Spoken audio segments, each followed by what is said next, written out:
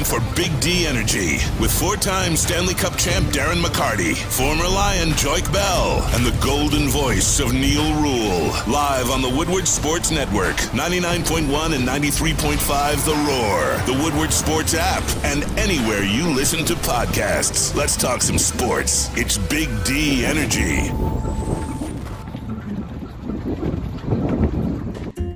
Hey Spence, you hear what's going on in Studio B? No. Nick Leach is doing a podcast about kale and vegetables. What? Not on my watch. Easy, man. Nick Leach is making a mockery of Studio B. What's he doing? He's doing a podcast about vegetables. What?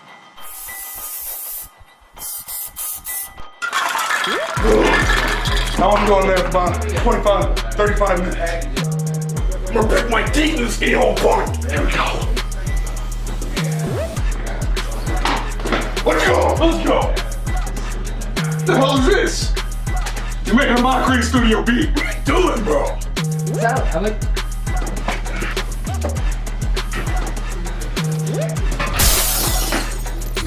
Take it and get out!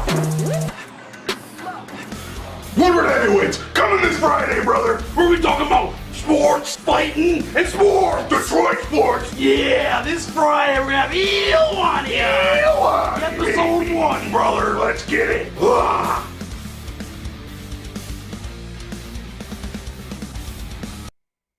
What is going on, everybody? Welcome back to Big D Energy here on the Woodward Sports Network. My name is Neil Rule. Easy back in the chair, filling in for D-Mac and Joik Bell. Joik's off at some island somewhere. D-Mac's making power moves with the Detroit Red Wings, like he goes away for a couple days. Nick Lidstrom's the assistant general manager.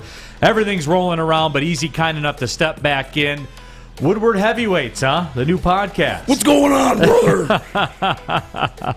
Oh, boy. Friday that drops, huh? Friday drops. Honestly, I think it might end up dropping Saturday because we got to be here again on BDE for you guys. So yeah. I think it might end up being a Saturday show, but Friday we're recording it. All right, got it. Gregory Hallberg says, "Easy, let me get a follow, fam." So there you go. See, the people are calling for it right now, looking for it. I got to get on an episode of that on Woodward Heavyweight. I used to be a big heavyweight, so yeah, we should do that. Yeah. Are you gonna tell us to get skinny and stuff though? Nah, dude, you do you, man. You know me. Dude. I don't care what people do. Yeah, you do you. But I don't care what people do. Can I make a suggestion? Neil, I would love you to go on the podcast and tell them your diet and make them change your diet. Like, here's what I do. How would I make them change their diet? You gotta make sure that you don't eat much salt. You gotta look at the salt package and the sodium package and the sugar. Everybody's different, Fish, okay? Remember that. The issue with that, Fish, is you need to be able to read to do that kind of stuff. Okay. No, I'm joking. Got it. Yeah, absolutely. Well, happy to have everybody along for the ride here today. Fish is in the bowl, as you see. Sawyer is out there in the mix as well. And speaking of Sawyer, this came across our desk yesterday. Our guy Stick sent this to me. And you know this show. Anytime somebody talks about Settlers of Catan, we're gonna bring it up. Jay Cutler yesterday talked about finding happiness. And he said, quote, "Being retired and divorced has been great. It's like a license to not give any blanks," which is kind of my thing. Ever play Settlers of Catan? Oh, yeah. Yeah, me neither. I feel that, Jay. And now I never have to. I live in Montana now. There isn't a blank to give for miles. That's paradise to old smokin' Jay. He called him, unquote, by the way. He called himself Old Smokin' Jay. That's the most on-brand quote in the history of quotes. Facts. I love it. Give me more of that. That's like some of my biggest gripe. Like, so I watch a lot of MMA, UFC, and a lot of these guys try play holier than thou. Like, oh yeah, I just like to thank God, and we're come back from church and stuff like that. But meanwhile, they're getting John Jones. What I'm talking about. Meanwhile, they're getting popped for DUIs and cocaine and abusing their wives and stuff like that. It's like, dude, play your role. Like, if you're Old Smokin' Jay, be Old Smokin' Jay. And that's exactly what he was. And look. When Jay Cutler's going to talk and refer to himself as Old Smokin' Jay, I'm going to listen to what he says. Yes. I respect you more. If you're going to be yourself, be you. I think that's how you find success in life, honestly.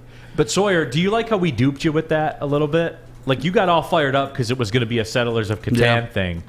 And he talked about how he didn't play it. Yeah. And not only has he not played it, he's never going to play it. Yeah, when I first saw it, I was like, what? Smoke and Jay plays Settlers of Catan? This is amazing. But then, I read into it, and I was like, oh, he just really doesn't care. Canuck Duke, Jay Cutler on a ranch with the dart, just hanging out, is on brand for him. And it is.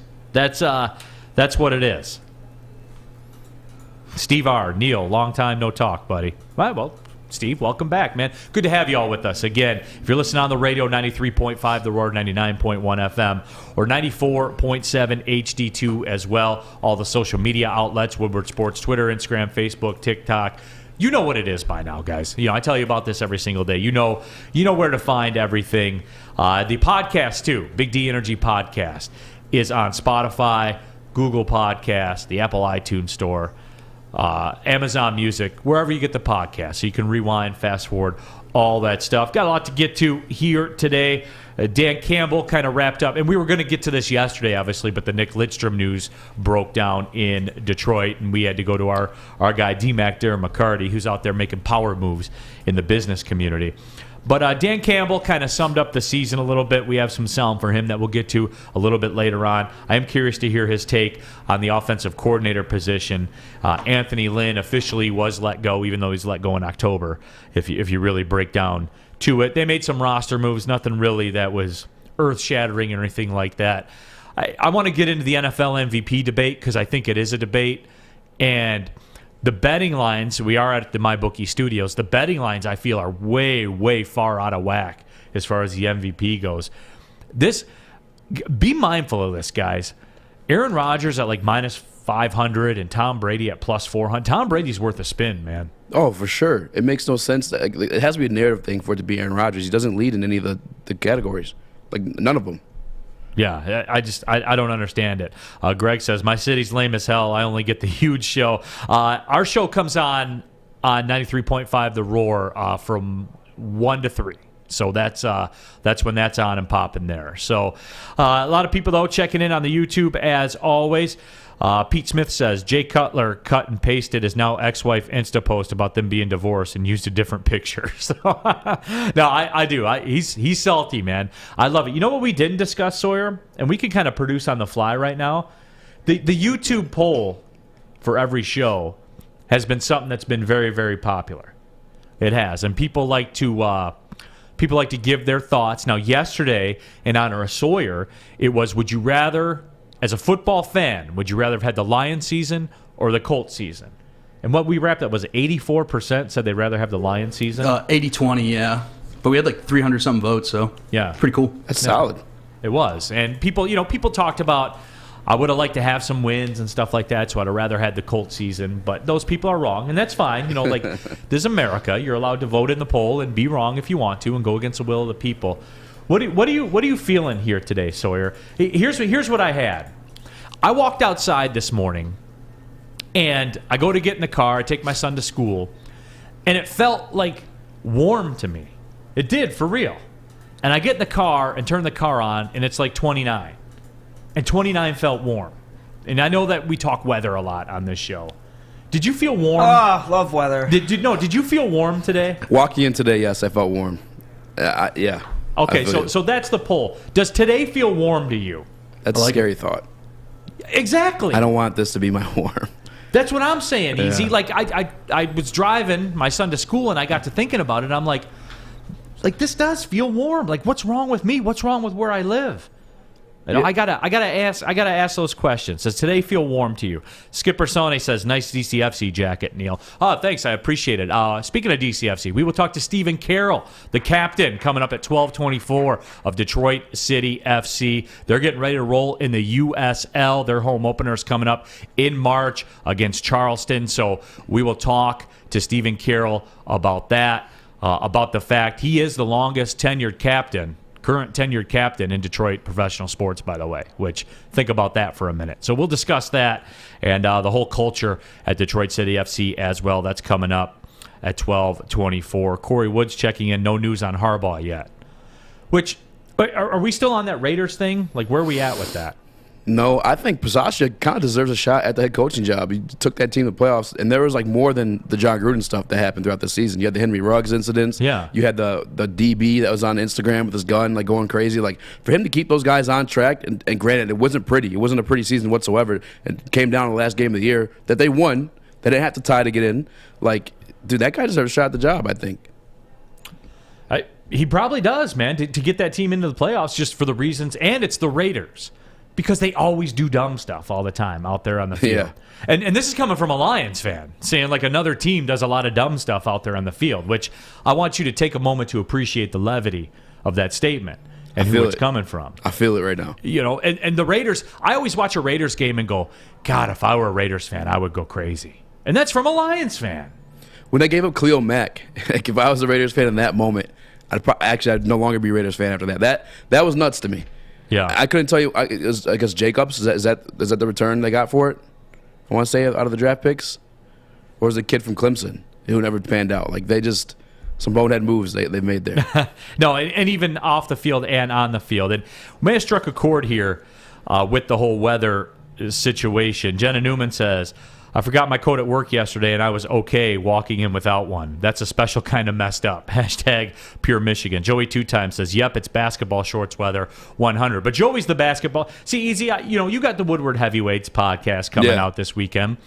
Are you a basketball shorts in the winter kind of guy? That is insanity. Like, I can do it in the fall. Like, you'll catch me in the fall when it's, like, turning cold. But, like, once it's, like, 29, I don't know, 29 might be basketball shorts weather, but once it's like, the ash from like the salt on the road and stuff like that, like once it looks like that outside, there's no need for basketball shorts. That's absolute insanity. That's no. Yeah, so it is. 2-track Jack, 29 is warmer than 15, so the math checks out. I'm not a big math guy. No, but I'm saying, Joey, like Jack, I'm saying the problem with it is like it legit felt warm, like it felt spring-esque almost. Like, can it change that quickly? Can it change that quickly? I'll tell you what, me and Maz was sitting there in the back on that little lunch bar we got there, and around 5 o'clock, usually it's dark out this time of year, and it was light out still, so it might be changing, honestly. Yeah. I expect the same thing today, actually. By 5 o'clock today, look out the window. Everyone who's listening is here in Michigan. If it's still warm out, you might be on something. Pete says Harbaugh is going to the Giants. I haven't heard that name at all, but when you start thinking about it, that one really makes sense. You think so? I think so, yeah. That one really makes sense. Just not, and I don't have any inside information on that. I'm just saying, like, the identity of the franchise, kind of Harbaugh style as a coach, what he does. Yeah. They like to run the ball and all that kind of stuff. So Tom Coughlin standing in the cold with ice on his cheeks and his glasses on. With Joey 2 times in the stands wearing basketball shorts, like all that kind of stuff. Trayvon Taylor says, I can't wait for the draft. We're already on that, aren't we, guys? I can't wait till we get the details of what we're doing as a show for the NFL draft. And you know what it is. Like, we right there, halfway home, baby. We are halfway home. Think about it this way, too. In September, which is about 8 months away. Again, you guys can check my math on that. I think it's roughly about 8 months away. We'll be knocking numbers off this clock again. And about this time next year, we'll be home. It'll be 34 of 34. So think about it that way. Jose De La O says it's jorts weather, 100%. Is it never not jorts weather? Are you a jorts guy? Easy. No, not jorts. Sawyer, in the frat days, did you ever have like a jorts social? No. Do you think we'd wear jorts in the frat? No, if you did it like... Oh, like as a party? Yeah. Oh, no, we never did that, though. Toga parties, though. So you did toga parties, the played-out toga party. But you had to do at least one. You wouldn't do a jorts party. No, I mean, I wasn't social chairman, though. I was brotherhood chairman, so I did like I planned all like the fraternity-only events, like where it's just all the brothers in the house. Jorts were a somebody thing, else did parties. Like my 8th grade year. That's when we rocked jorts. But they were like, I don't know how to explain it, like the flashy kind of jorts. They were like little paint splatters, like little tears and rips and stuff like that. The flashy kind of jorts. Yeah. For jorts. The flashy kind of jorts. John Suba, Neil, how pumped are you for Brad Holmes season? That's fired up, man. I'm ready for him to go to work like a doctor in this draft. And the Lions, the coaching staff will be handling the Senior Bowl and all that stuff. Can't wait, man. Can't wait. It's go time. Can't wait. Yeah, absolutely. Bart I can't Scott. wait. Cintron World's an aspirational lifestyle brand with a line of sparkling flavored energy beverages, premium bottled water, and revitalizer shots. They're the official energy drink of the Detroit Red Wings, proud partners with the Detroit Pistons, and exclusively served at Little Caesars Arena. If you're looking for premium ingredients, long-lasting energy, balanced hydration, essential vitamins, great taste, Cintron is your top choice. You can buy online at cintronworld.com. Use the promo code RedWings10, and you'll save 10% with shipping included. So you want to give it a spin. Look, I know the market's exploding right now. Cintron, though, is that premium energy drink. Certainly the ingredients and everything that you need to get things rolling. And all the while, you can drink it. You can live it with Cintron. Everything that we've hoped for finally. He's going deep, right side.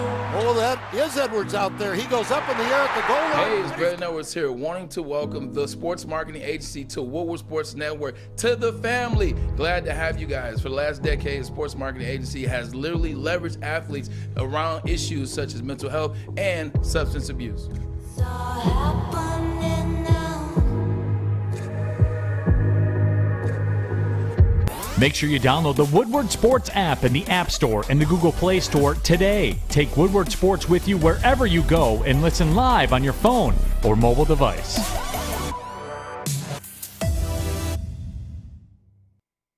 Start your new year with a new network. Woodward Sports Network is here.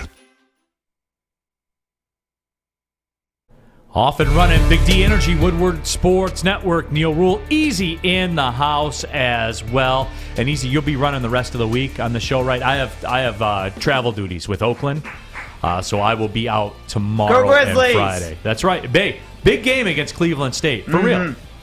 For real. Both undefeated in the Horizon League play. Oakland's had a 20-point lead in every conference game they played this year. Damn. If Michigan or Michigan State had done that in the Big Ten, well, that's all we will be talking about right now. I'm just saying. That's facts. Yeah, I'm just saying.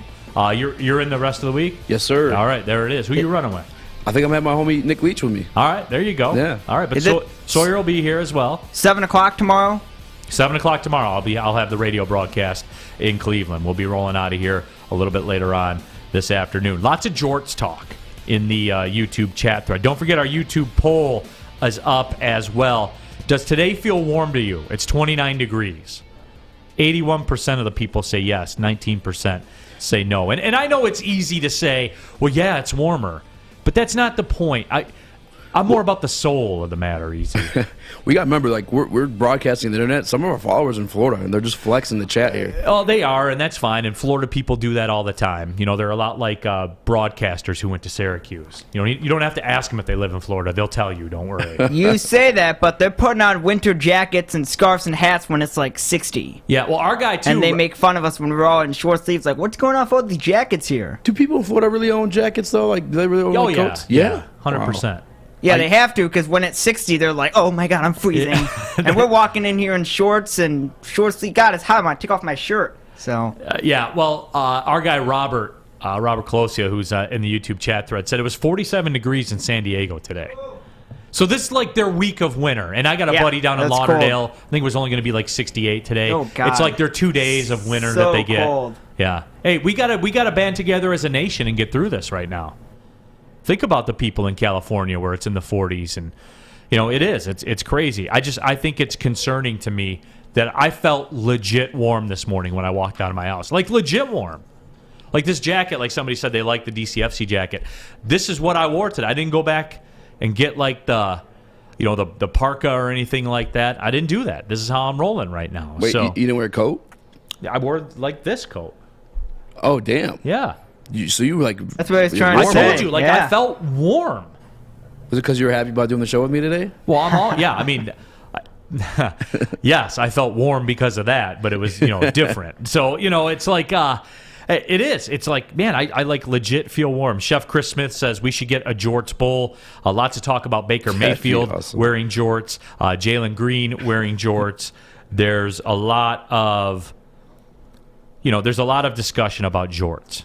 That's all I have to say. I feel like at some point there's going to be like a high-level athlete, and his name will be Jorts. We just seen everything by now. I'm waiting for George Johnson to go number 4 overall. Yeah. Rack says no wind is a big factor as well. That cold wind is piercing it, and that is true too. I didn't feel that like bone-cutting wind. Yeah, the past 3 days it's been rough. Yeah, it is. Your face hurts. It burns. It's like people's taking like little tiny needles. Yeah. And they're just poking you in the face. Yeah. Pete says it was 45 degrees in Florida back in 2011. The news ran stories about how to deal with the cold snap. It was 76 at 1 o'clock that day. You remember in Texas when they had like their like big snowstorm and all like the pipes were bursting and stuff like that? Yeah. That was crazy. I remember too when they had a snowstorm in Atlanta, like the day of the Super Bowl. I think when the Cowboys played the Bills or something like that. Because those people down there, they don't know what's going on. Man. God, no. We got stuck in we were playing in Kansas City one year, and they got 2 inches of snow. Oh, yeah, it's free for all. They don't have salt. Every man for themselves down there. Yeah, they don't have salt. Like, they put sand on the roads and stuff like that because they don't have salt to deal with it. And I remember, like, going to the airport because we had to go from there, I think, to Las Vegas or something.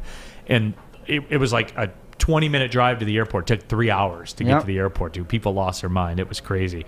Joey 2 times. Jordy Nelson. So, there you go. There you go. There you go with that. Good one, Joey. I did want to talk about this, and I think that there's a deeper discussion to this, and I'm curious to get everybody's thoughts on it, where we've entered a new era in football, and I'm not talking about the Dan Campbell era, and I know somebody asked about the Brad Holmes press conference. I'll touch on that in a little bit. Keep me honest on that, Sawyer, that we'll get to that Brad Holmes press conference from yesterday. There's a new era in football, and no, it's not the Dan Campbell era. It's not the Brad Holmes era. It might be here in Detroit. But Dan Campbell set a record, an NFL record, for the most fourth down attempts this year. In other words, attempted to convert a fourth down into a first down. He set the NFL record for that this year. The Chargers set the record for the most fourth down conversions in a season with 22. And, of course, that's Brandon Staley. Both these guys are first-year head coaches, easy. And I've always been a big analytics guy, as a lot of you know. I like percentages, and I like to have the odds in my favor. Doesn't mean it always works out. It just means that over the course of time, it will work out more than it doesn't work out. Are we into a new era of football? And I'm not talking about the play on the field, because now more than ever it's a speed game and matchup game. But I'm talking about in philosophy. That's evolving, right? To where these old school coaches, and we saw it, I think Jim Caldwell qualifies as an old school style coach. Good coach, won games here, got to the playoffs here, all that. But I always go back to that playoff game in 2014 when it was 4th and 1 and they punted, and the punter, Sam Martin kind of hit a bad punt, and the Cowboys went down and they scored and they win the game. I always wonder what would have happened if they would have lined up and said, we're going for this on 4th and 1, if they would have got it. I was just thinking that the other day because the anniversary of that day just passed. Right. And I was sitting, I'm like, why didn't we – I would just me, myself, being as stubborn as I am, like I would have gone for it right there on 4th down. Like as a new era usher in, like both these guys being new coaches and, setting records for 4th down conversions, like, yeah, I think so. And I'm with it all day. Like, I'm here for it. Like, let's do it. It depends on where we are, I guess in terms of like field position and stuff like that. But like if I'm near the 50 – or definitely if I'm over the 50, I'm going for it. 4th and 1, you said earlier before the show, 3 feet? 4th and 1. For me, I would go for it on 4th and 1, the 4th and less than 1. I would go for it regardless of where I was on the field. Yeah. Obviously depending if we're in the 4th quarter and we got a 14-point lead and there's 5 minutes left. I mean, certainly that changes things. But most of the time, I'm of the opinion if I'm 4th and 1, just given the analytics, the conversion rate of converting on 4th and 1, I would go for it every single time. No, 1,000%. That's what I'm saying too. Like, unless there's an opportunity for me to take points, I take points. But it's also like you have like a feel for like the drive you're having. You know what I'm saying? Like if these guys are running the ball successfully, go for it. I've loved every time they chose to go for it on 4th and 1. I haven't always necessarily liked the play call, and that's because I didn't trust Jared Goff as much, which turned on later on in the season a little bit more. But I like running in a 4th and 1 situation more than I do passing. But yeah, 4th and 1, give me it all day. Yeah, and that's kind of where I am too, and that plays into my whole 4th and 1 thing. I know why they don't do it, but like the quarterback sneak, I feel is underutilized these days, where and I know why. You got $40 million quarterbacks that are 20% of your salary cap. And Look all at that kind Tom of Brady. Stuff. He's like Tom Brady sneaks it up in there. Dude, he's like the GOAT of sneaking it up in there. He really is. I know, and that's the thing, because it always goes back to this with me. You can't score unless you have the football. And if you punt the football away, then you don't have the football anymore. You know what I'm saying? Like, I just work backwards from there. Yeah, and I think when you do that kind of stuff too, like, I don't know, you're giving more, you're firing up your offense. Like, this guy believes in us. Like, he thinks, like, I don't know, there's no doubt in there. You know what I'm saying? He's putting all the faith in your hands, and he's giving the control of the game to the players. And as you guys go out there and you make that play, you show me you deserve to be on that field, and you dominate the other team as well. Get in their head. Show them who's boss. Let the cojones hang, man. Go for it on 4th and 1. Joey says that's because Staley needed 6 4th-down conversions to kick that field goal. And, yeah, that's part of it. They were up against it where they had to do it, which I understand that. But I think that's pretty universally understood, where there has been a bit of a renaissance stylistically in the game of football, where coaches are going to go for it, man. And I go back to that coach. I think he was a high school coach in Arkansas that became the head coach at Presbyterian College that never punted. Yeah. Never punted. Onside kick, every kickoff. I'm not saying you got to do that, but I like the different way of thinking. Dude, I'm actually kind of curious to like where he's at in his career and how that panned out for him. Yeah, well, they had a rough year at Presbyterian this year, 2-9, I think, or 3-9, something like that. They did set a record for points, obviously, and it's like a different way. It's like a different way of doing things. And Dom Rivera says, "Easy, if you're here tomorrow, can you wear that wrestling outfit from the podcast promo? I think you'll get some hits." If you like this video, like that video, find it on Twitter, like it, retweet it. Maybe we can make it happen for Friday. Maybe we'll do it Friday. Yeah. Chuck says, if the team is going to drive 80 yards to score, they probably would have driven the 50 to 60 yards if you had missed 4th and 1. So, it's just, for me, and Robert says, if you have one of the best punters in the league, in all reality, you should have faith in your defense, depending on field position, of course. But Robert, see, here's my thing with it, is the game has changed, too. The way that, look at the passing numbers and all that kind of stuff. Guys were joking in between shows yesterday here at Woodward Sports, and our resident fan of the way things used to be, Tom Mazaway, chimed in and said, look at the passing numbers back then versus now. And it's night and day. Yeah. I mean, Cat's got 4,000-yard seasons on the regular. It's nothing for someone to throw 5,000 yards, pushing 60 touchdowns. That's the way that the game has gone. And you can say why that is, and I know there's different theories. The TV ratings, that plays football. in. Yeah, fantasy football, all that kind of stuff, what fans like. Look at the athlete now versus the athlete then. That's a factor, too. I think it all factors into that stuff. But nonetheless, the game changed. And I think, like you said, we may be ushering a new era. And for the Detroit Lions' sake, I also want to say this. I know that the Chargers hold the record for 22 conversions. The Detroit Lions, 21. They were right there. There. The Chargers wouldn't have set that record if they didn't have to go for it 6 times on the last drive. Dude, that was so brutal to watch. That was awful to watch. I hated that.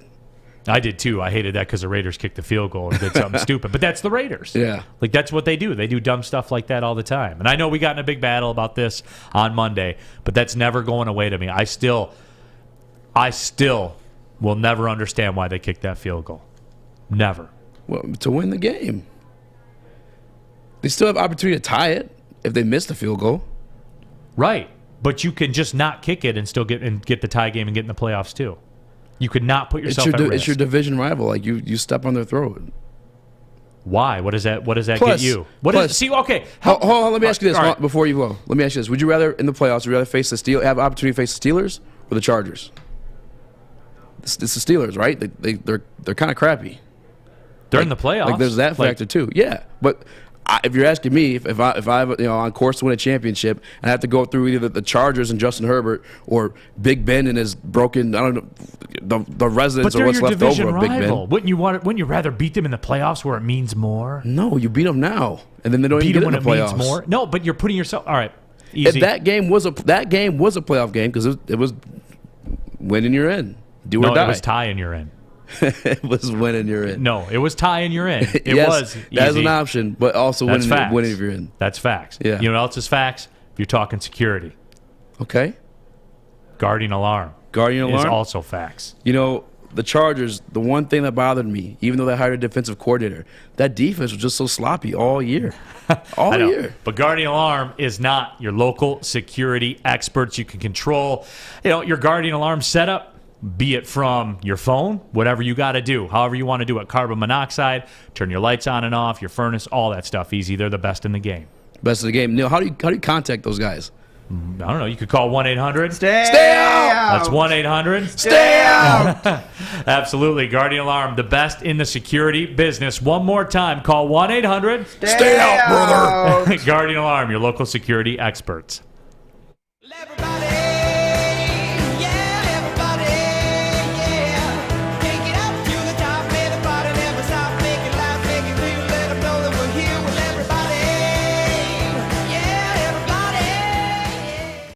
Hi, I'm Kay Cunningham. Working with Hart Financial to purchase my first home was easier than I could have ever imagined. They treated me like family from start to finish. Find out for yourself at callhartfirst.com. Your Detroit alternative to the normal sports blah, blah, blah. It's Woodward Sports.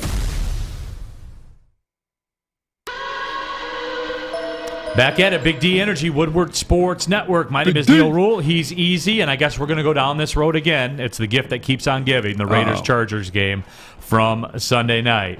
And, it's – and everyone's kind of cherry-picking now. Tiger Hawk says if the Raiders win, they play at Cincinnati. If they tie, they play at Kansas City. And for me, I will tell you this, Tiger. If that field goal gets blocked and they run it back for a touchdown, you don't play anybody in the playoffs. And you're the Raiders. You've done stuff like that before. So You could have fumbled the ball trying to go for a tie. Trouble with the snap. I don't know. If we're doing Okay. analytics, the odds of making the field goal are greater than that, to be fair. what's that? Making a field goal. The odds of that happening versus them running it back for a touchdown. But the odds of you going to the playoffs by not kicking the field goal are the greatest of all. For sure. Of everything. Passage said he's going to do it too, but they took the timeout. Yeah. Look, I'm not mad But at even him, then, man. though, even then, I don't. If you were going to do it, then why didn't you continue to do it? You win the game. You play to win the game. That's not the situation. That's not what the situation called for, man. But that's why you play. That's literally why you play the game. I'm not risking not going to the playoffs. There's nothing to risk, though, because you had the opportunity to win it. Yes, it is a risk. Doing it was you can't, easy. I don't know how I can help you understand this, man. It's not, there is no risk.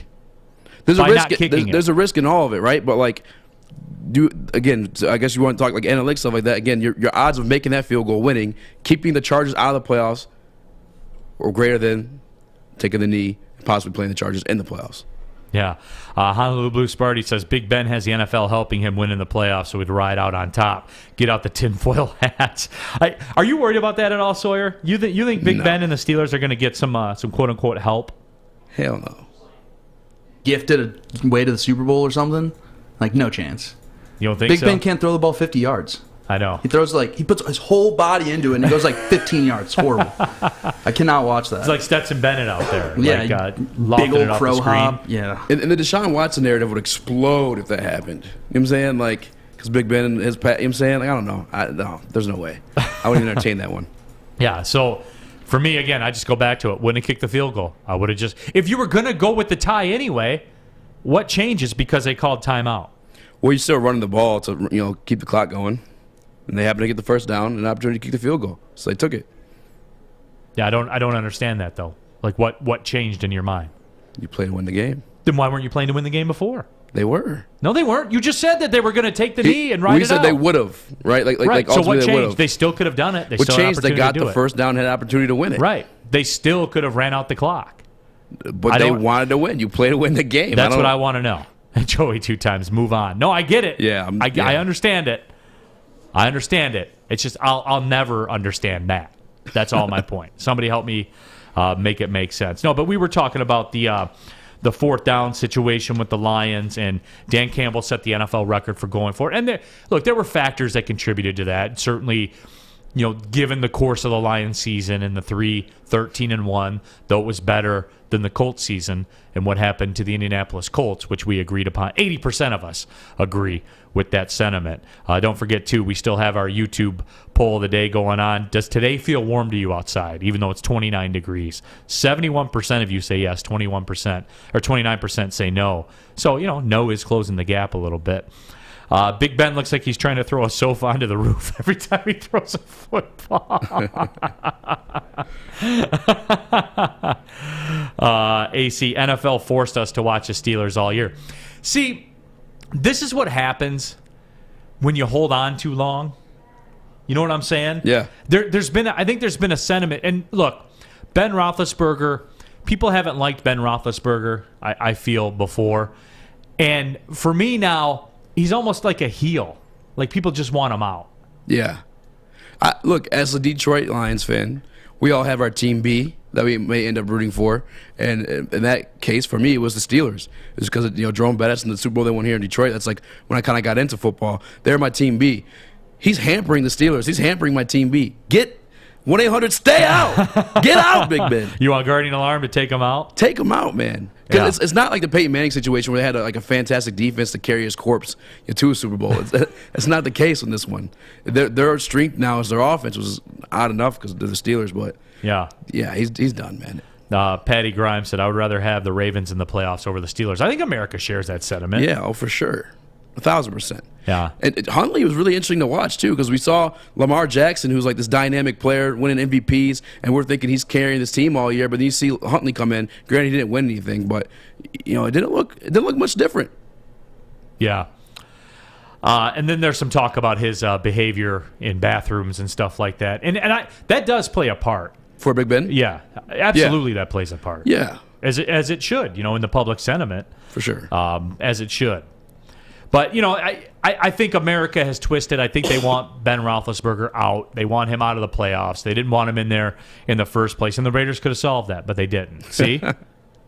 It all goes back to that. Look, that argument, 1-800, stay out. Get it out of here. No, I do. I understand that. But, it's going back to where there's a sentiment change in football. And I think you're going to see more of that. Easy. You're going to see more of valuing the football, valuing the possession. You're going to see teams going for it more and more. Fourth down? Yeah. I mean, it just makes sense. Again, does that 4th and 5? You going for it? Now you're talking, am I doing that at my own 20? Probably not. Yeah. Am I doing that at midfield? I'll entertain it. Am I doing it at the 40? Hell yes. Yeah. Yeah, for me, too, it's like the flow of the offense. Like, if I've already gotten a couple first downs and I'm like, actually have a drive, it's not a 3 and out, like, I'm going for it. These guys are feeling confident. They're feeling good. They've been moving the ball. Like, let's do it. But I'm with it, man. Yeah. I'm here for it. I'm not mad at Dan Campbell for it. And you're gonna see it more and more. That should be the YouTube poll. You guys want Dan Campbell keep going up for 4th down, or is he an idiot? Well, you can't do every poll every day. Like, you gotta, don't kill the content, man. You gotta space it out, dude. Yeah. You got to space it out. Speaking of that, does today feel warm to you on our YouTube chat thread? Jump on in. 70-30, yes. So no is gaining steam, guys. So just be aware of that. Tony Pasta says Detroit leads a new trend of 4th and go for it. And I wonder what happened. I guess how much did it come into play that they were 3-13 or during the midst of a 3-13 season or 0-9? Because what they did, and people will say, well, they were 3-13, and this is the biggest argument I hear. Well, they were 3-13, they were a bad football team. I'm sure that's part of it. However, we were all blown away by what they did in L.A. When they played the Rams and they went out there and did that, and they didn't care about anything. You talk about Jay Cutler giving 0 Fs. Dan Campbell gave 0 Fs. When they played out in L.A. against the Rams, they were doing everything out there. And people were here for it, man. You remember Twitter and social media? People were going nuts and losing their mind. That's the thing is, like, if you come here in Detroit and you saw us with this kneecap-biting mentality and aggressiveness and we're all aboard and we're about it, like, then be about it. You know what I'm saying? Like let the numbers prove it. And with Dan Campbell's case, it is. Now, 3-13 plays a factor that maybe we shouldn't be going for it as many times on 4th down. But you also look at, there's a lot of close games on this Detroit Lions schedule, I think, in fact, I read on Twitter, I don't remember who it was, I apologize for not remembering your name, but if Justin Tucker didn't make that field goal, the Lions would be picking 6 in the draft this year. But the point is, though, there's been so many close games, so it's not like the going for it on 4th down was like a detriment. You know what I'm saying? Like, there were still a lot of winnable games on the schedule going back and looking through the scores. So, like, I think it's here to stay, and I'm happy for it. Yeah. CJ Stens, if analytics say go for it, then go for it. If you have a great play call, then you'll get it. And that's where I am with it. It is situational. I'm not saying you just blindly go for it every single time. But for me, if it's a debate, then the answer is yes, I'm going for it. Because, again, you have to have the football to win in this league. Playing defense does not work most of the time. I'm seeing some comments in the chat, too, people talking about you go for the points. If that's a scenario that the points are there to grab, I'm going to grab the points. I'm not going to lie to you. But if I don't have confidence in my field goal kicker, if I'm not within field goal range, I'm going for it. But field goals are fool's gold, man. Ask Alabama about kicking field goals. For sure, but there's also that situation here in Detroit's schedule. I don't even remember the Chicago game, but there's multiple times where we did go for a 4th down unsuccessfully. There was even that freaking interception off Jared Goff's cojones.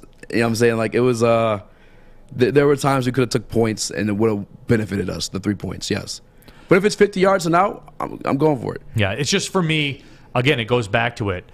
2 field goals, still less than 1 touchdown with a made extra point. Mm-hmm. It's still less. So basically, if you're going to give me 3 cracks to score a touchdown and the other guy's going to kick field goals, if the other guy's going to kick 2 field goals, which means I'm going to get 3 possessions, assuming I started the game with the ball, I'm going to take 3 chances at going for that touchdown. I'm going to do it, man. I am. I'm not in the business of kicking field goals easy. It never works. Teams get beat by field goals all the time. If you got to do it once in a game, I understand it. So you're saying like you would just literally you would never kick, you'd go for every single. Depend. 4th and 12. Mm-hmm. No, I'm not going to do that. 4th and 8, probably not going to do that. But I get to 4th and 1, 2, 3, 4. Yeah, man, I am. But even, you're crazy. Especially too, like where if you are in the game and the game is turning to the point. Now, don't get me wrong. If a field goal is a situation where you're going to make it a 2-score game in the 4th quarter, then yes, the field goal, because now I'm taking it out of play. Yeah, everything is like within context. You know what I'm saying, like it depends, like the score of the game, the flow of the game. Like are we stopping them?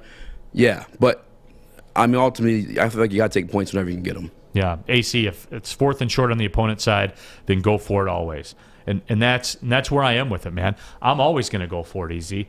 Like, that's just the way it is. You should go for it with MyBookie.ag. The moment you've all been waiting for. The NFL playoffs are here. And with MyBookie, you can take home your biggest wins of the season thanks to their double deposit bonus. Sign up with MyBookie. Use a promo code Woodward. Boom. Double your first deposit up to $1,000. You can get it in for the NFL playoffs. Neil's playing too much Madden. Guys. No, you need it. No, you need it. You need it, just like you need that bonus money on MyBookie.ag. You can get your future waiver. You think you got a hunch? All you guys love the Dallas Cowboys to win the Super Bowl. Go get it in. They're like 9-10 to 1, something like that. So, hey, Cowboys are going to win, everybody, right? Turn $1 into 10 on MyBookie.ag. And then you can say, I showed you, Neil. You were wrong, Neil, that the Cowboys aren't busters. No, but for real, if you got a hunch on the Cowboys, get down on it. They'll probably lose to the Niners this weekend, straight up at home. I don't know, however you want to do it. MyBookie.ag. Double your first deposit up to $1,000. Use a promo code Woodward and get ready for the intensity of playoff football. Bet anything, anytime, anywhere with MyBookie. Have a problem with gambling? Call the Michigan Problem Gambling Helpline, 1-800-270-7117. Okay, you thirsty little spin goblins. I want you to pedal into the next dimension. Spin it! Spin! Spin! Uh-oh! Carmen's falling behind. Let's give her the hiss of shame. Spin! Spin! Spin till you bleed! Don't ride the bike of shame. Come to Planet Fitness and find your own lane with tons of equipment, free fitness training, and no hissing. Join today for just $10 a month. Follow us everywhere. Just search Woodward Sports on YouTube, Facebook, Twitter, Twitch, IG, and more. Back at it here. Big D Energy, Woodward Sports Network. My name is Neil Rule. Easy in the house as well, in for D-Mac and Joik. Joik's on some island somewhere. Island boy. That's how Sawyer's going to quit. You know, the day comes where he quits Woodward Sports. He's going to hire the Island Boys to do a cameo for him. And Sawyer don't work here no more. That'd be awesome. That's how he's going to do that. Happy to have you guys with like us. People are coming at me right now in the YouTube chat thread, which is fine by me. That's cool. Neil's always going to go for it unless a tie gets you in, LOL. I'm going for the playoffs by not kicking the field goal, Jake. Again, that's along the same lines as the fourth down thing. I'm going exactly by the analytics. Analytics are always going to determine what I do because it's a percentage game.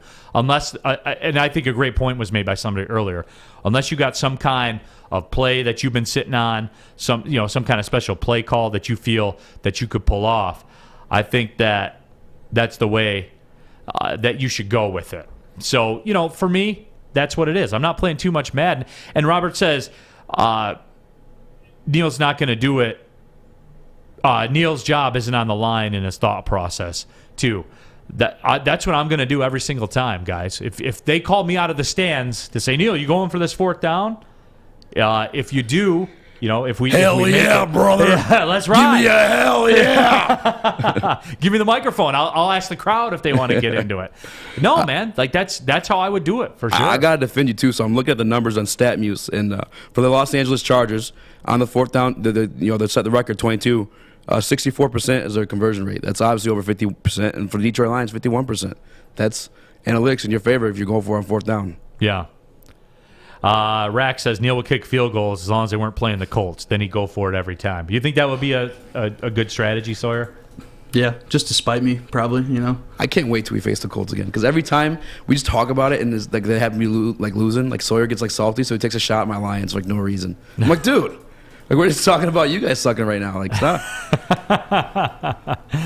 Joey, losing in Madden could cost you your job in coach mode 100%. So think about that. If you get fired in coach mode, you should stop playing video games. How do you get fired in coach mode? I should do. My son's deep in the Madden streets. Yeah. I should run a season in coach mode and see how I do. Dude, I'm not gonna lie. That's the fun of those games. Is doing franchise mode and turning around all these crappy franchises we have here in Detroit. That's what I do. That's how I learned. Honestly, I got into sports. Knew all the names. It was from gaming, doing trades. Know all the contracts. It was wild. This is probably why Neil is bad at Madden. Take the points. Nobody takes the points in Madden. Nobody kicks in Madden. Are you bad at Madden?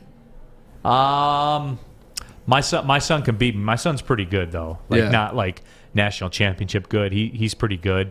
But I bust that ass in Tecmo Bowl on him though. Don't get it twisted. Do you do randoms or you pick your teams? For what? For Madden? Yeah. Gotta do randoms. Yeah, he'll usually let me, get the Chiefs or somebody like that. Oh, he's that good. He's toying with you. Oh yeah, 100%. That's awesome. And I'll play a game of Madden with him as long as he agrees to play a game of Tecmo Bowl with me. Bet. And then he catches at work. We gotta bring it in here. We'll play one day here. We do. Hey, can we do that, Sawyer? We get the original Nintendo up on the screen. Yeah, we could figure it out. Probably get maybe even a capture card hooked up, because I've seen people do that with Game Boys and DSs and stuff and old technology. So if we get a capture card, we could hook it up, probably plug it into the computer and get it up on the screen too for the people on YouTube. Yeah, that'd be pretty sweet. We should do a whole that. 2-hour tournament for a show. Yeah, you know what? It'd be a great show. Do it for a Friday. We actually had Madden at our last draft party. Oh yeah. At I forget the name of the bar. Del Mar, Detroit. We had Madden. Joik Bell was getting worked, actually, I think. I'm pretty sure. Was he getting run over? Yeah. Was he telling everybody how sweet he is? Yeah, Joik denies the L's, man. Yeah, there was some guy that I guess lost $10,000 on Madden, and then Joik wanted him to swim from the Detroit River to Canada and back, and he wouldn't do it. Well, customs and immigration frown on that, Fish. They're not proponents of that. I'm sure Joik wasn't worried about that. Joey, Neil, all streaks all the time. Toss it up, bro. Toss it up, man. We're either going to get a flag or we're going to come down with it. One of the two. Jake Wagner asked a good question. He said, do you give your son the same handicap in Tecmo Bowl? Do you let him use Bo Jackson? I do. Yeah, no, I do. I'll give him the Bo Jackson. Or my other son, he likes the 49ers. There's a pass route the 49ers can do that you can't stop. pretty much can't stop as long as you time it right when you throw it. Yeah. It's along the same lines. He prefers the 49ers. He can't hit that route every single time, though. So then when he does and throws a pick, then he gets mad and wants to quit. Then I tell him, you can't quit. I never quit mad when I'm getting worked over. Are your sons any of like the rage quitters? Like they'll throw their controller, or they'll bust their TV, or they'll chuck their keyboard. My son did that with a controller once, and we made him use his own money to buy a new one. Good job. Now all of a sudden, there you go. Now all of a sudden, now it's more like or break the disc. No, it's more like air punching and pillow and bed mattress punching and stuff like that. Neil, I feel like you were a rage quitter back in your day. Nah, never. No? Because I always thought I could come back and win. Yeah. Like I always thought that. Even in like my competitive golf career, when I was playing somebody better, I always thought I could come back and win. Yeah. Until the analytics say you can't. By the way, most entertaining things to watch on YouTube are rage quit compilations where they just throw their computer or chuck the remote at the TV, and then they wonder why their TV's broken, and then they cry. It's the best. Machiavelli sucks to go. Joey, I will destroy you, and Rod Hockey. Anybody that wants to talk some bubble hockey, by the way. You're into the bubble hockey? Oh, yeah. Oh, yeah. Big time. I told you guys the story. The greatest Christmas gift I ever got was a rod hockey game. And I had to set up little passing drills and shooting drills because, if you didn't have anybody to play against, I would practice. And guys, I can lift the puck in rod hockey.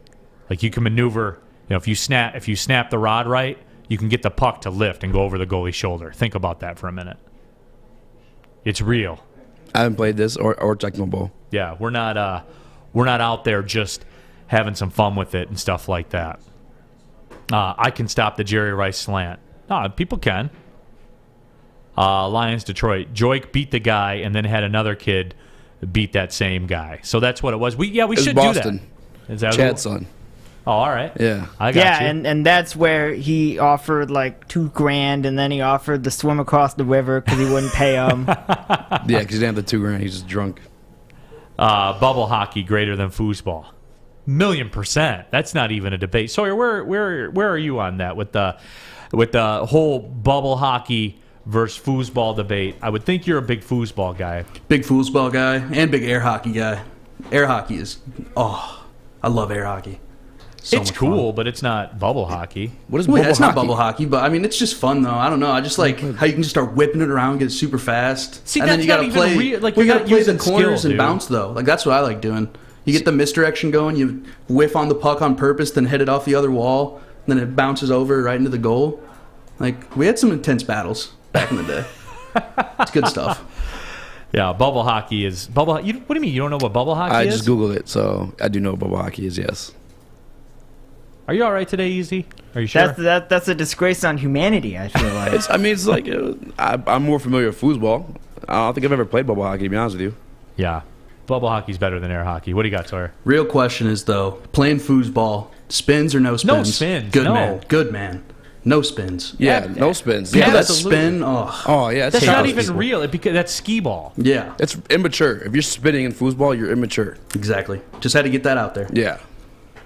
Let the people know. Neil, the metal players, you can bend the sticks. Yeah, you can get the curve on the sticks and all that kind of stuff.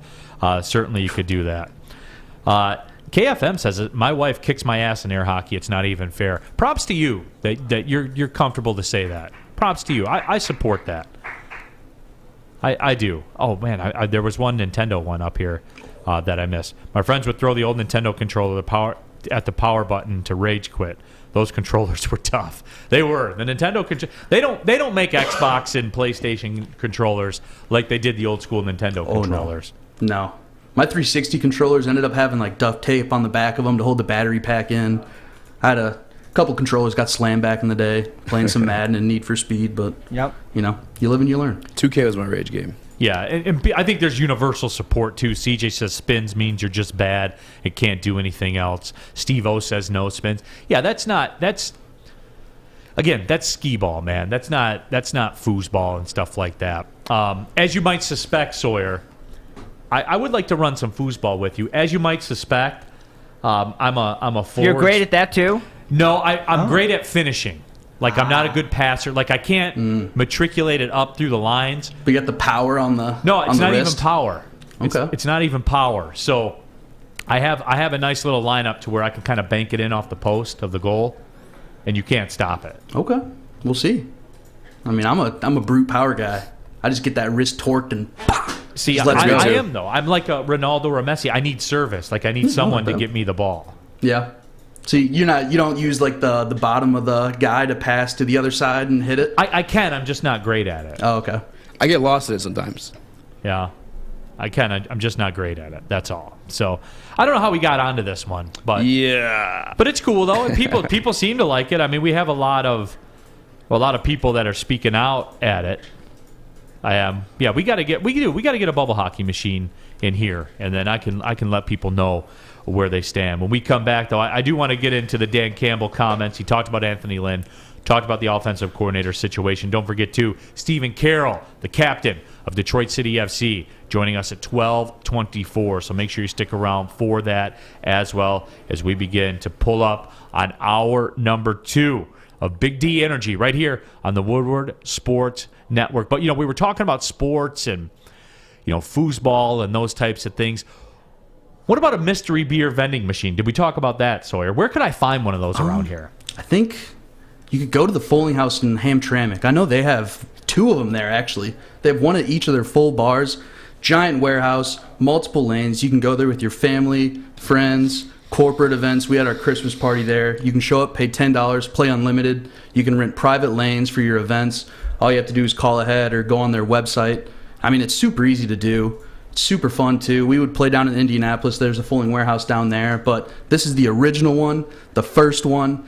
The owner and creator of the game wanders around the warehouse, tells you how to play it. Super nice guy. He's amazing. Me and him hit it off. He's a big Indianapolis Motor Speedway IndyCar guy, so Chris that got Hot, me going Chris immediately. Anoni Hot. Yes, sir. The game was actually created at an Indianapolis 500, so that's pretty cool.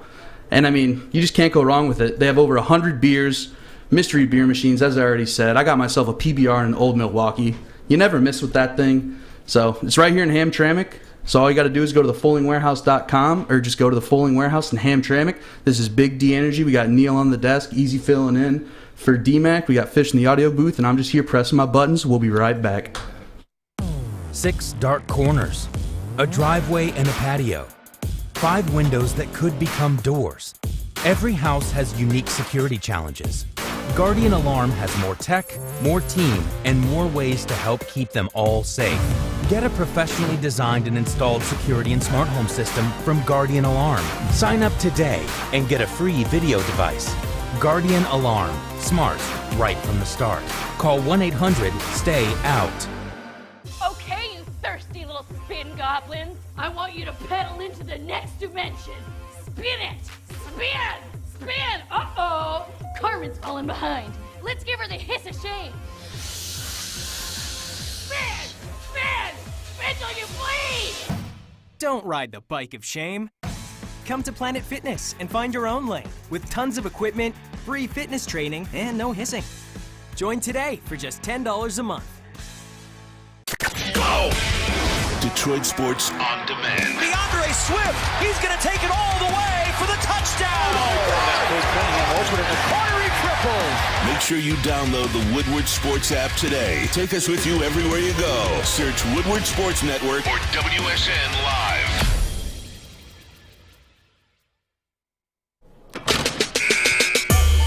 Back at it. Big D Energy, Woodward Sports Network. Neil Rule, easy in the house. We got Fish in the bowl. We got Sawyer in the booth as well. And, that's a natural progression, I guess you would say. You start talking about Madden and Tecmo Bowl, you're going to slide into foosball, into foaling, and all that kind of stuff. We'll pull it back on the rails. You pulled a Maz. We were talking about like a modern Madden game, and then you brought it back Tecmo Bowl, then to foosball. Yeah. I'm glad that we were able to get it back together. Dan Campbell talked to the media. Certainly there was a lot of discussion about the whole offensive coordinator situation, Anthony Lynn, all of that. And let's run that sound. I do want to hear what he had to say about Anthony Lynn, because that was the elephant in the room. The one, I guess you would say, for all the good sentiment and all the positivity that there was about the Lions season, I guess as positive as it could be when you're 3-13-1, the one, I guess, cloud that kind of hung over everything was Anthony Lynn. And Dan Campbell talked about Anthony Lynn to the media yesterday, wrapping things up. And felt like this is just best for both of us, you know. And look, he came here, took a leap of faith with us, and you know, under the impression that he would be calling the plays, and so it was not going to go that direction again. That's not fair to him either. So I wish him the best. Man, he's been a true pro. He works his tail off, and he gave us everything he had. So I appreciate him for that. He just, you know, I just think it just wasn't a fit. We just, you know, you want it to be, but I think we never found our groove or our rhythm, if you will, and it's hard to really, truly pinpoint. Sometimes it just doesn't work out the way you want, and that's really the best answer I can give you. And you know what? I will say this, too, and you can talk about Dan Campbell and the clock management, and I think people say that there was improvement. Dan Campbell from week 1 to Dan Campbell at week 17. I think people will pretty much across the board say there was improvement from Dan Campbell. I do like the way he handled that because that's not a comfortable situation. That's not something a lot of coaches would speak on. And I like the way, and he came out, and what endured him to people, Easy, when he came out and gave his introductory press conference when he got the job, what did people take away? Why did they like him? Because he was real. Yeah, right? Authentic. Yeah, genuine. Everything he said, it was real. You felt it. Yeah, like he had things to say, and it was things that you thought. And it wasn't coach speak. Exactly. Like you said, things we thought. He wasn't just selling you on the things you wanted to hear.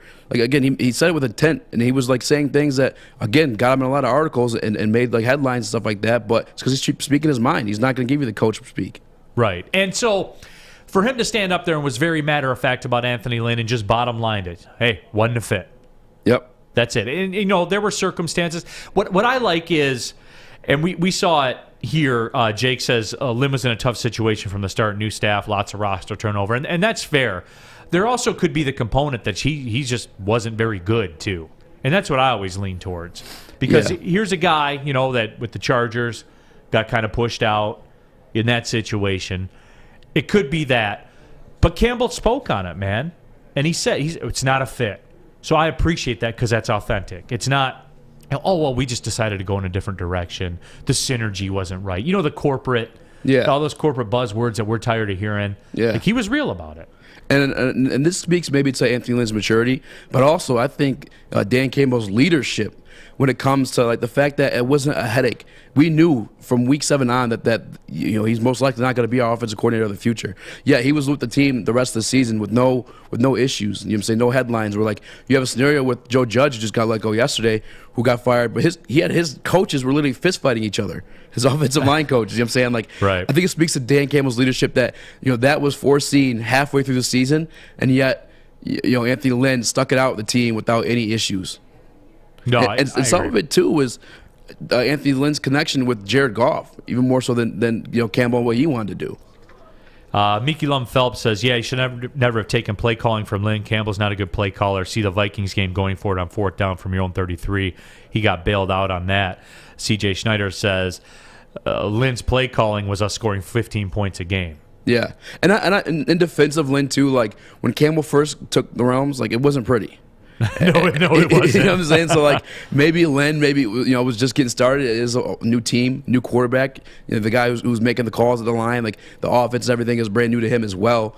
But I think it was his inability to adjust to Jared Goff and his limitations, I should say, or what he is good at, is what I felt like. And hearing Jared Goff speak a couple of days back as well, because he spoke heavily or highly of Ben Johnson and the wrinkles that he put in to make things more fluent to what he did in L.A., and obviously he had success in L.A., and it just makes sense. Dan Campbell also talked about how they finished the season, bringing a springboard, and we talked about this with Joique Bell and Darren McCarty and stuff like that. And I share their opinion. That stuff doesn't carry over because a 30-year roster is going to be different next year. So I'm not real big on that, but we'll run it for you anyway. Dan Campbell talked about how they finished the season being a springboard for next year. I just think there again, the fact that these guys have continued to bang away and never lost hope and gave their best effort, best foot forward, and they believed in every game that we could win.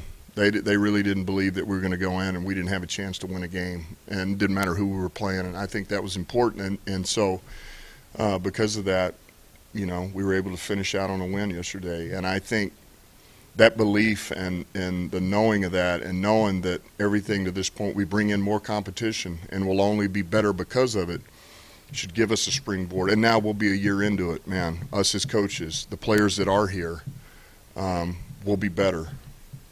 We'll be better for it. That was Dan Campbell talking about next season, because that's what it is. And and Brad Holmes certainly gave his press conference as well, and I know Easy, you had some of the highlights on that, where I think there is some things to read between the lines, where he talked about the free agency. And I think, and you've heard me really be very clear about this, because I think people are feeling pretty good right now, and what usually follows that is, well, let's go flip this whole thing in free agency this year. And for the Lions, in my opinion, they're not there yet in terms of the roster to where 2 free agents are going to set you free, or 2 free agents are going to come in and change everything. This Lions team's not at that point yet. And I think Brad Holmes said that without saying that, when he talks about we're going to look for guys with chips on their shoulders in free agency. Yeah. And we did see that. I mean, that was kind of his pattern of guys that he did bring in. When I hear that, I mean, cool, we're not going to spend a ton of money on guys. Yeah. Yeah, and another thing he harped on, too, was like finding guys that like truly fit. And I'm with it, especially if your like whole thing is biting kneecaps, being that Neil Rule on the golf course. I'm still freaking going for this thing no matter what. Like, you need guys with that mentality. You don't need the diva type of guys. And like, if you're really honing in on that being what you want, guys with chips on their shoulders, yeah, you're not going to spend a lot of money, but also just the fit and the mentality of what Dan Campbell and company represent, the hard-nosed football, that no-stop mentality, the kneecap biting mentality. And I like it. He did say something interesting that I think would catch your eye or your ear. He called Trey Flowers the ultimate glue guy. He's one of the guys taking the most cap space on this defense. What do you think of that? Bringing back Trey Flowers for another year, possibly. Yeah, because I've talked about that, and you're going to keep him for another year just based on the numbers. And this is something I talked about in September, October, November, December, on into January right now, to where if you want to cut him loose right now, you're paying him $13 million to not play. That number becomes a little more palatable next year, which was part of my calculation in the hashtag 2023 movement. It's $5.6 million of dead cap next year. So I do think, and that plays into it, guys, where I say the Lions aren't there yet as far as going into free agency and blowing out the books and adding a bunch of people and doing all that stuff. They're not going to do that approach. They have, as it sits right now, I think they got about $31-ish million in cap space. You still got to sign your rookie class that you draft. Now, remember, too, you're talking about 3 of the first 33 picks. So you're going to spend a little more money on your rookie class this year than you do generally, because you got 2 first-round picks that you have to lock up. So think about it from that perspective, too. You're going to have the number 2 overall pick that's going to be coming in probably about $8 to $9-ish million per year. But you see how this shrinks all of a sudden, though? And that's why I want everybody to be real about the whole free agency situation. You want to re-sign Charles Harris? You like what you saw? Yes. That's about $8 million. $8 to $9 million. You see what I'm saying, though? You got a first-round pick at $8 to $9 million. You want to do Charles Harris? Is he your biggest priority? As far as keeping guys on the team, Yeah. I mean, I would say he's one of the priorities, yes. He's one of the priorities. There's not big priorities because no one's like popping off the film to you, but he's one guy listening to Brad Holmes just say sounds like they're going to entertain keeping him here as a Detroit Lion. Yeah. PGL61, I think you should cut him anyway. He's been hurt and been a waste of roster space. So, it is where that's what we're going to think because that's what it's been. I mean, that's not my estimation. That's not a guess. Yeah. Look at the resume. The resume's grim. It just is. Especially because when you have these guys that are $23 million guys in the NFL, you can't miss. Mm-hmm. You can't miss on them because of what they represent and the percentage of the cap that he is. And with Trey Flowers, his contract, is he good? Is he a good player? Yeah. He was a good player at one time. He was not a good player this year because he didn't play. Is he an 11% of your cap player? The thing with him, though, is like what he spoke on him in his like leadership and being an ultimate glue guy. Like, and what they're trying to build is the culture. That's the reason why you keep guys like D-Mac in the locker room. You know what I'm saying? Guys who've been there at that level, played high. Like, for what we're changing the young guys in the locker room towards, or what we want them to do, play their role, which he did during the Matt Patricia days when stuff was falling all around him and people were leaving left and right. He stayed true. He stayed true to what the coach was game plan and stuff like that. And I think he holds that value. And we've seen in the games this year that, like, yeah, he still is, like, there on the field, too. And cutting him was, I feel like, more of a detriment than keeping him. I'm cool with it. Yeah, see, I would like to cut, but at the same time, you're gonna feel a lot of pain, man. You are if you start taking the scissors, because I want a coup to cut. You know what I'm saying? Like, the writing's kind of on the wall. I know people are gonna say, "Well, how can you give up?" I think we've seen enough to know that he's not going to be a $7 or $8 million a year player. Like, you got to make these hard. Easy, this stuff's hard, man. Like, you got to make hard decisions.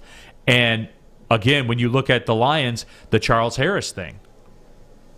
Guys that get as many sacks as he got, especially a former first-round draft pick, he's going to get paid from somebody. Especially, too, as we go back and we discuss all the things that we talked about, just as far as the passing league and going forward on fourth down and score points and be aggressive. Pass rushers are the only, the main way you neutralize that.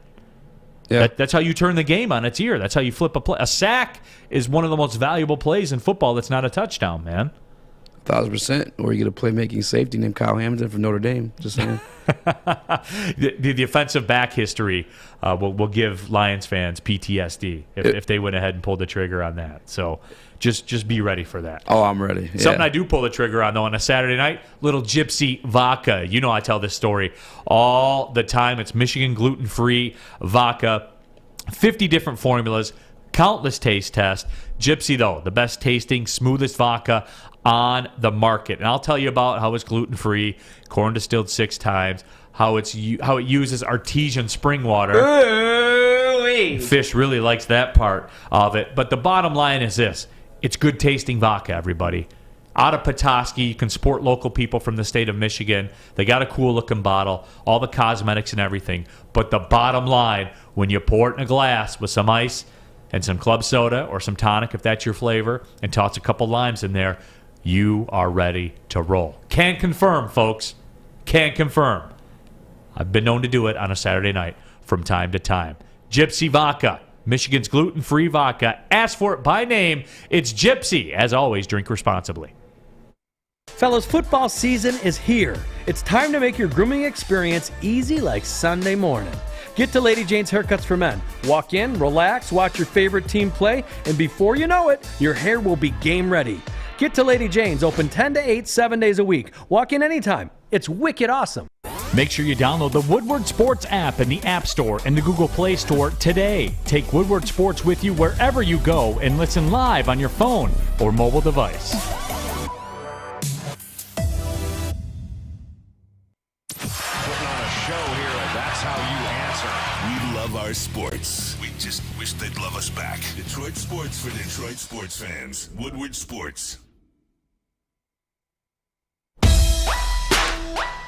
On and poppin', Big D Energy, Woodward Sports Network, coming up about 10 minutes or so. Stephen Carroll, the captain of Detroit City FC, they're getting ready to roll in the USL, the United Soccer League, national TV deal with ESPN Plus, all that. So a big move for Detroit City FC. We'll talk to the captain of Le Rouge coming up in just a few minutes. Jose De La O says, disagree. You have a $12 million dead cap hit, but you get $10 million in cap savings. And I guess that's the philosophy, Jose, is where going forward next year, and I guess I value the fact that you will have him more than you value the fact that you're paying him to go away. And that's just a philosophy thing. I will have him in case there is a turnaround and all of a sudden he stays healthy and gets out there and makes plays. You know what I'm saying? Like, I guess that's where I am with it. To whereas you say, hey, cut the 12, 13 million and pay him to go away and save 10 million in totality. I guess I'm kind of holding out hope that you will have him and maybe he returns to form a little bit, though I doubt it. You know what I'm saying? If overall where you're already discussing the fact that you're only going to sign free agents that have chips on their shoulders, which we know what that means, I think you're being let in on the philosophy a little bit. Yeah, I think, too, like, when healthy, he was somewhat productive. Maybe not to the value of his contract, but still, he is productive there on the field. And then let's be real, like, we're not good. You know what I'm saying? Ultimately, we're not a good football team. No, they are 3-13-1, you know despite all the positive sentiment. And we're trying to, like, again, and I hate to harp it on, and I know that my man D-Max is his chair says this all the time, but we're trying to establish a culture here. I mean, look at how thirsty the Pistons are right now for veteran leadership. You know what I'm saying? That everyone says that's the key right now. Get some veterans on this team. Get some veterans on this team. Well, you have one in Trey Flowers. I mean, you have till next year to make the decision. It wasn't clear cut, but it sounds like he may be here. But you did almost tempt me though. Think about Harris being $8 million, because if we do cut Flowers, we could keep Harris. Right. I mean, theoretically, yeah, you could do that, and then you have Harris in place, and you're rid of the whole Trey Flowers experience. To me, it's where I'm gonna spin it one more time with him and see, because that number becomes much more manageable. And Jose's financial guy here too on our YouTube chat thread, as I'm seeing, he talks about Jeff Okudah. Jeff Okudah cut means a cap hit of $19 million goes up to $29 million, all applied to 2022. Not a good idea. And I understand that, and that's why I'm backing off a year on Okudah too. This is all part of my 2023 formula, guys. This is what all goes into it. Again, he becomes eminently more cuttable after next season as well. You see me working, you see like the tracker, it's games, it's cap space, it's draft capital. It all kind of culminates in 2023. There's still some washing to do. It's like a mobster's accountant right now. You still have to wash these books if you're the Lions. And honestly, I'm not ready to put Okudah to the curb yet. Like, I'm good. He got hurt this year. And to see what Aubrey Pleasant and you know what? Glenn, and to cut you off there, Easy, that's part of it too. That's still a controlled spin. While I don't believe it, like I'm taking a chance on him. While I don't believe it's going to happen, yeah, I can take that chance, and if it doesn't work out, then I can close the book. Yeah, you talking the following year, right? Yeah, no, yeah, because again too, I'd like to touch on Aubrey Pleasant and Anthony Glenn and what they did with the secondary. These guys we've seen literally get signed off the street. I mean, Jerry Jacobs, one of the highest PFF guys throughout the season. Again, he was an undrafted free agent. So, like, I have faith that Aaron Glenn. No, he gone. Yeah, he gone. Anthony Glenn and Aubrey Pleasant can salvage a little bit of Jeff Okudah, and whether he becomes a safety or maybe like a nickel cornerback. Like, I still think there could be something done with it. I mean, I don't think we've seen the final totality of what Jeff Okudah is as a football player in the NFL. Okay, and that's fair. And under my plan, where I'm going to keep him for the one more year, we can test that theory out. Yeah. You know what I'm saying? And again, it comes back to it. And there's a whole Trey Flowers discussion right now. Tactile Puma 58 says return to form is like 7.5 sacks. And I guess if you're into the leadership and that whole business that people talk about, I guess there is something to that too. And Brad Holmes kind of touched on that a little bit with what he said. So, Chris, bottom lines, it says, hey, it comes down to what would you rather have, Flowers or $10 million to spend on other players? And, for me, again, Easy's theory kind of intrigues me, I guess, a little bit, where if you're going to give me a Harris for Flowers flip and I'm rid of the Flowers contract permanently. But Harris, I'm big on him, but how long you going on that? You know what I'm saying? How many years you doing? What's that number looking like? They say the market value of him right now is anywhere from $8 to $9 million a year. So everyone's going to say they like him based on what happened. Do you like him $8 to $9 million a year? What's Aquara's contract? Do you know? Romeo's? Off the top of my head, I don't remember exactly what it is. Like just in terms of numbers and where he is. 3 years, $37 million. Yeah, but he's a $14.5 million cap hit this year. So. I mean, you're kind of into him. You got to see what the story is with him as well. So I mean, maybe we might have to let Harris walk. I mean, I don't know. As if you have faith in Brad Holmes to find another Harris. I mean, see, and that's it too. And we're still, and even me who celebrates Brad Holmes, even me who celebrates him, probably isn't giving it the proper credit it deserves. Because if you're going to go in, then you got to go all the way in. And going all the way in is doing these types of things that we're saying, where you're going to let Harris walk.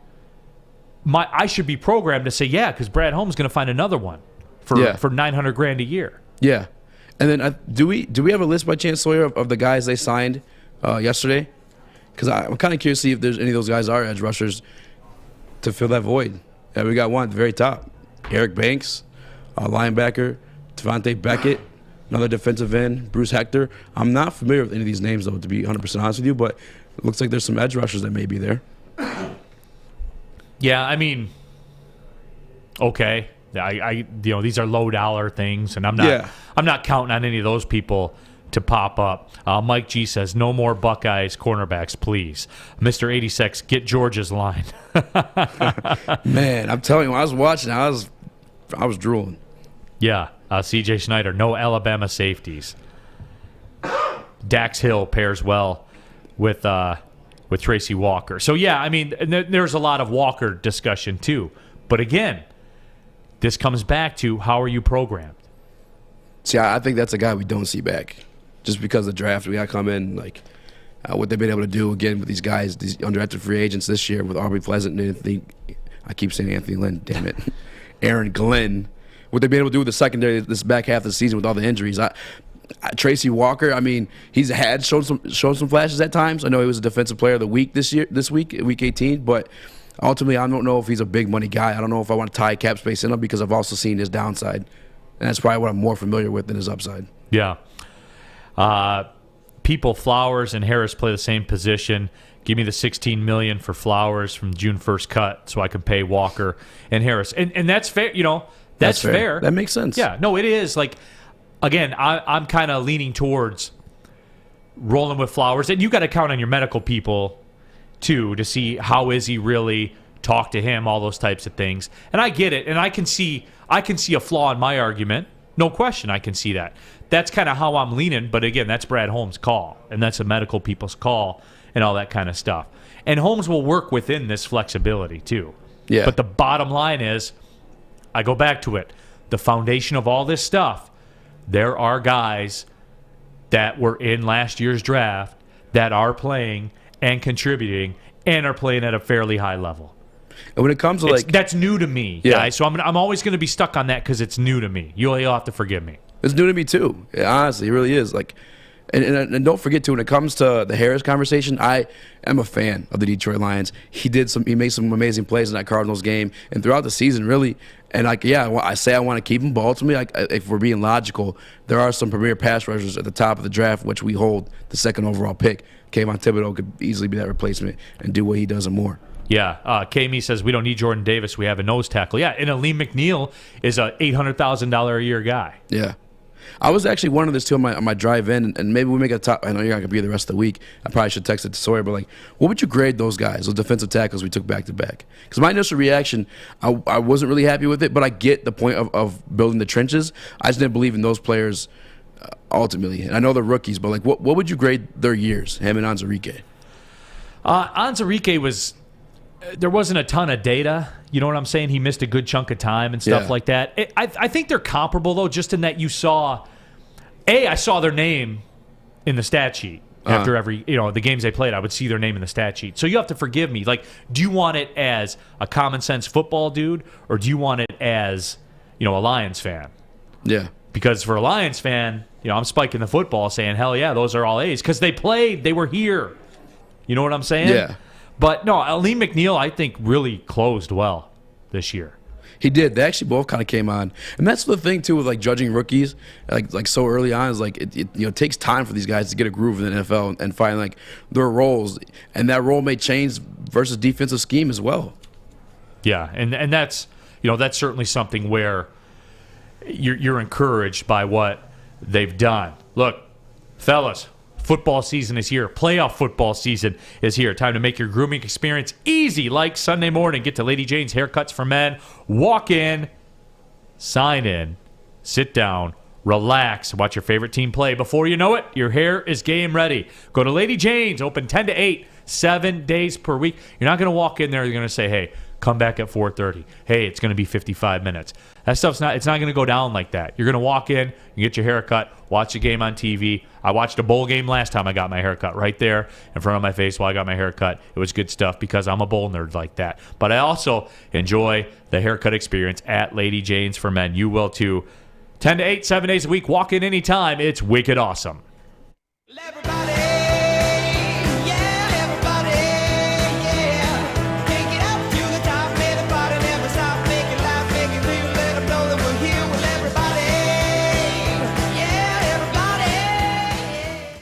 Hi, I'm Kay Cunningham.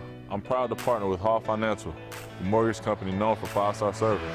Don't just take my word for it. Check out their 5,000 5-star reviews for yourself. Go to callhallfirst.com and get started with your 5-star experience today. Start your new year with a new network. Woodward Sports Network is here.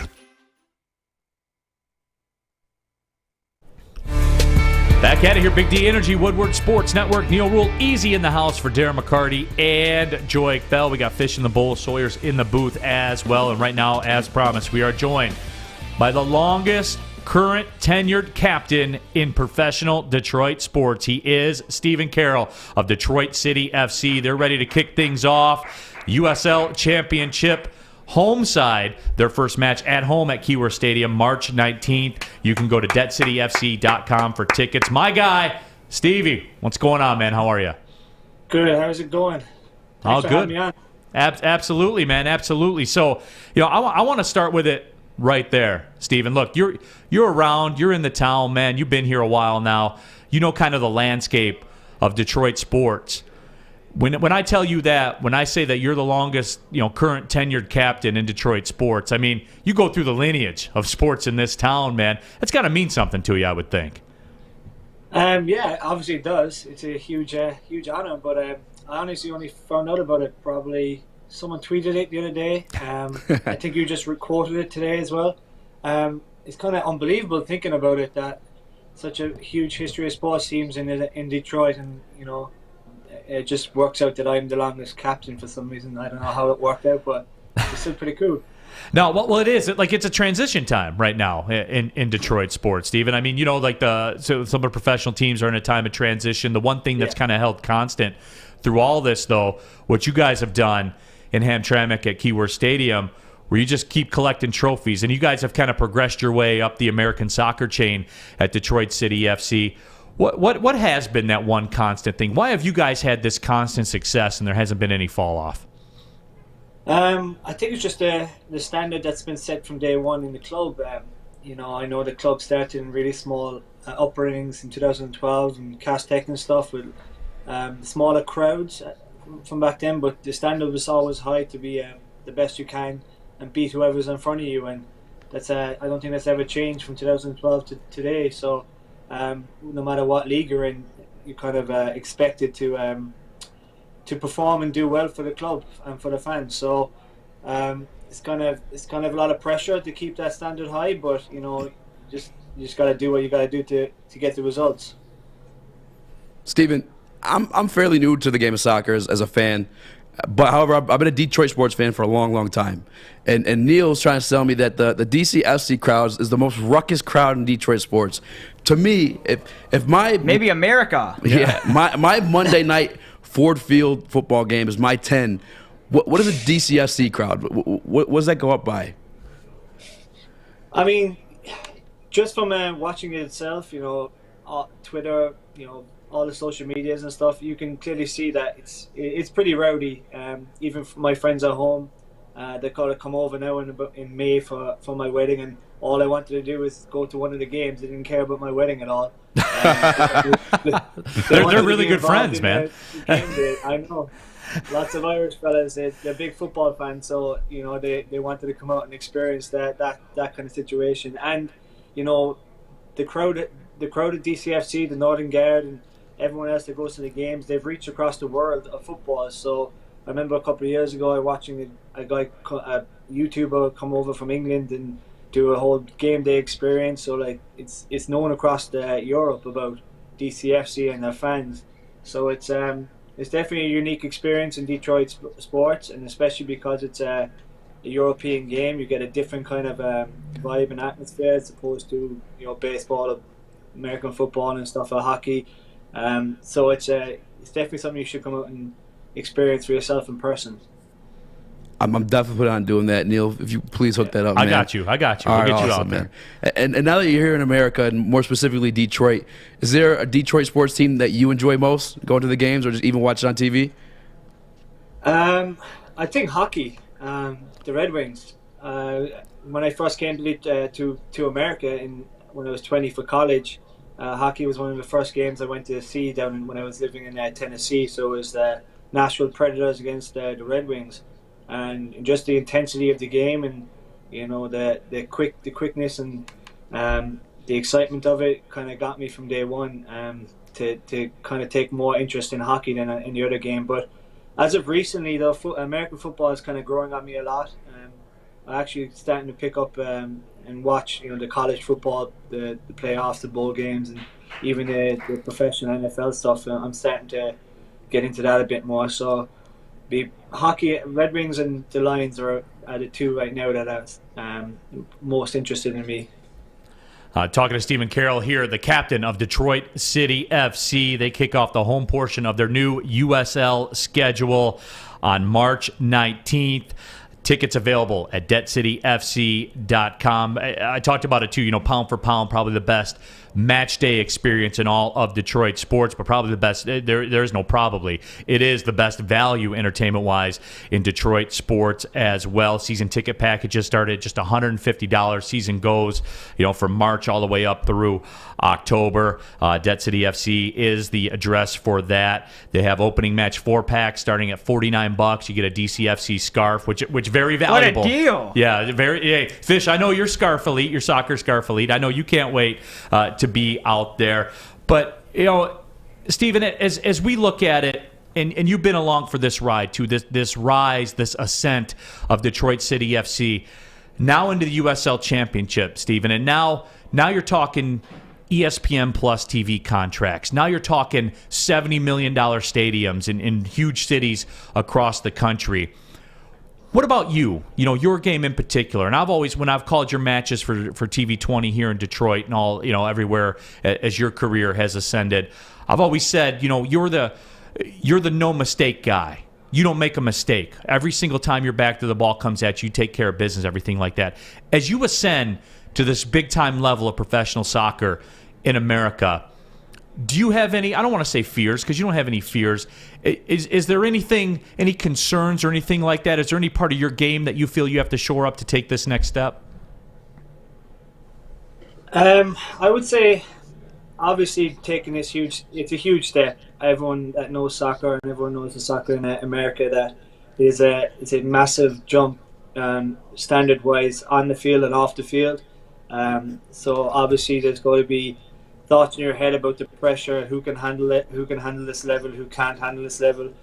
But I'd say one of the only things that I would consider myself to improve on more this year, which I'm starting to do, is fit the physicality of it. These guys are a lot bigger, faster, stronger.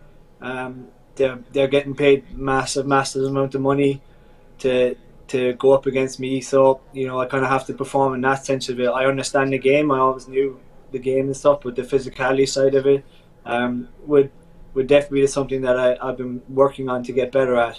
I do train with a lot of the USL Championship guys and MLS guys every day. I just took today off to take this interview, so thanks for the rest. But I got you. I know what the standards like. And I'm fully confident in my own ability that I can perform at that level. But you just gotta wait and see. And it's easier said than done at that stage. But it's exciting though. Should be fun.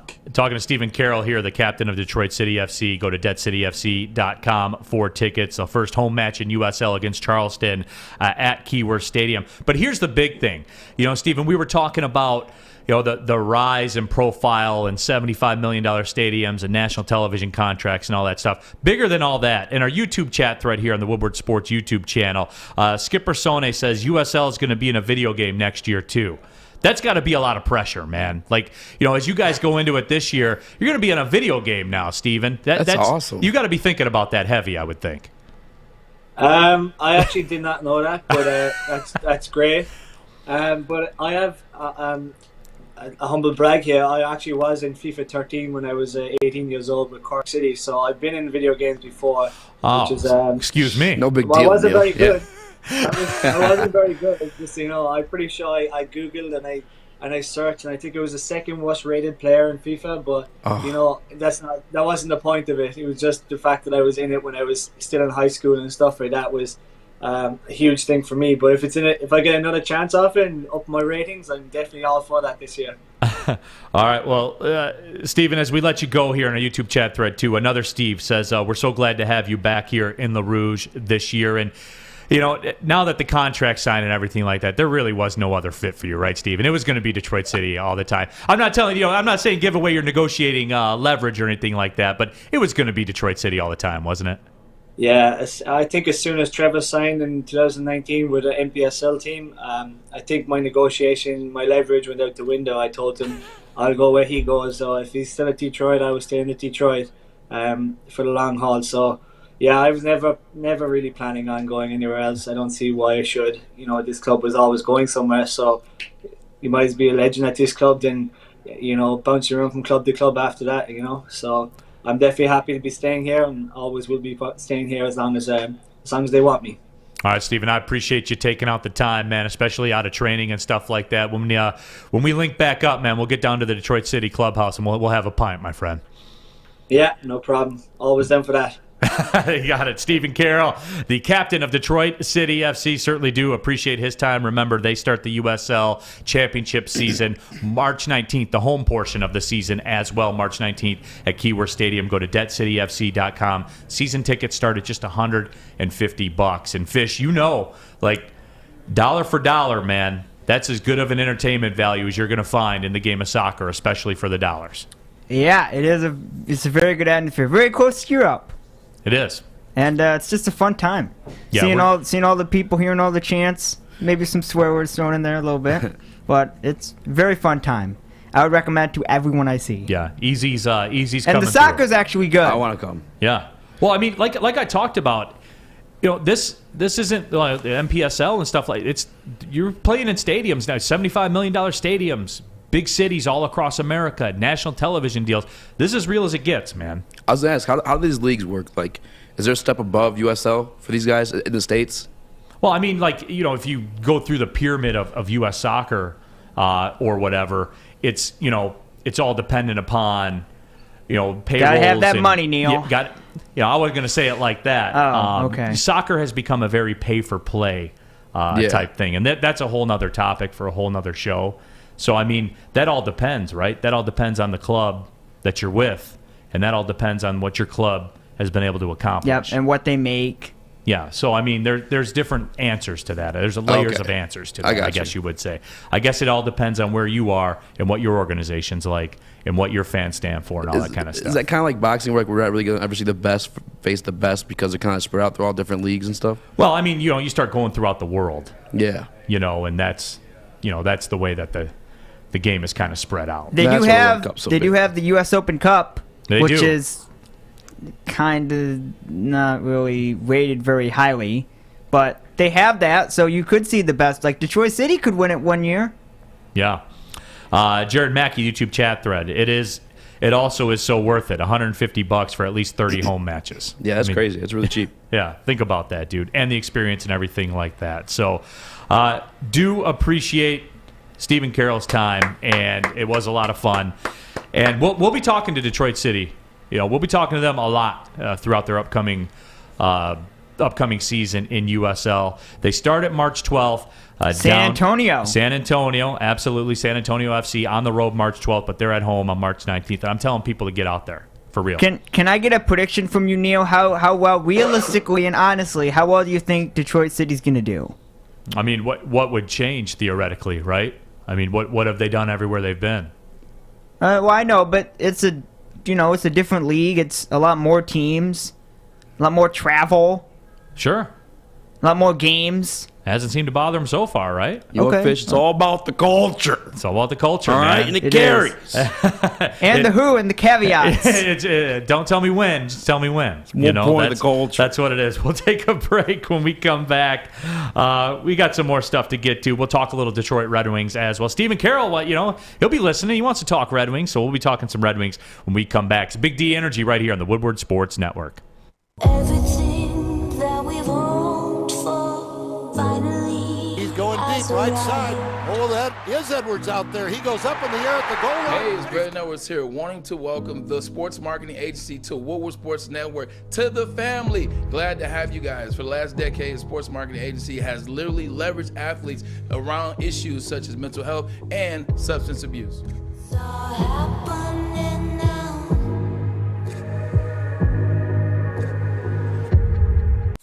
Opinions are like ear holes, and we're putting ours in yours. Well, that's not winning, Joy. It's Woodward Sports.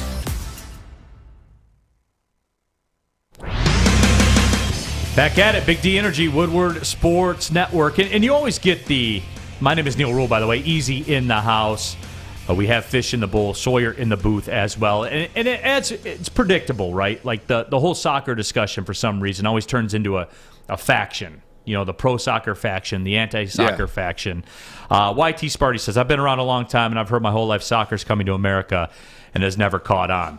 And YT, I would say, when you go down to Keyworth and there's 7,000 people at Keyworth to watch Detroit City FC play, I would say it's caught on. Or they fill up, the big house for when Liverpool came in. And I'll even bottom line this, too. The American television contract in the Premier League is massive. Mm-hmm. As in, I was told my whole life hockey's coming. I was told my whole life hockey's coming back. That TV contract. That is very true. If we're going by facts, that TV contract ain't holding a candle to the Premier League American television contract. But people are when they say coming to America, they're expecting this big boom, and they're expecting it to rival like NBA and NFL. It's not necessarily going to happen. Right. NBC renewed their deal.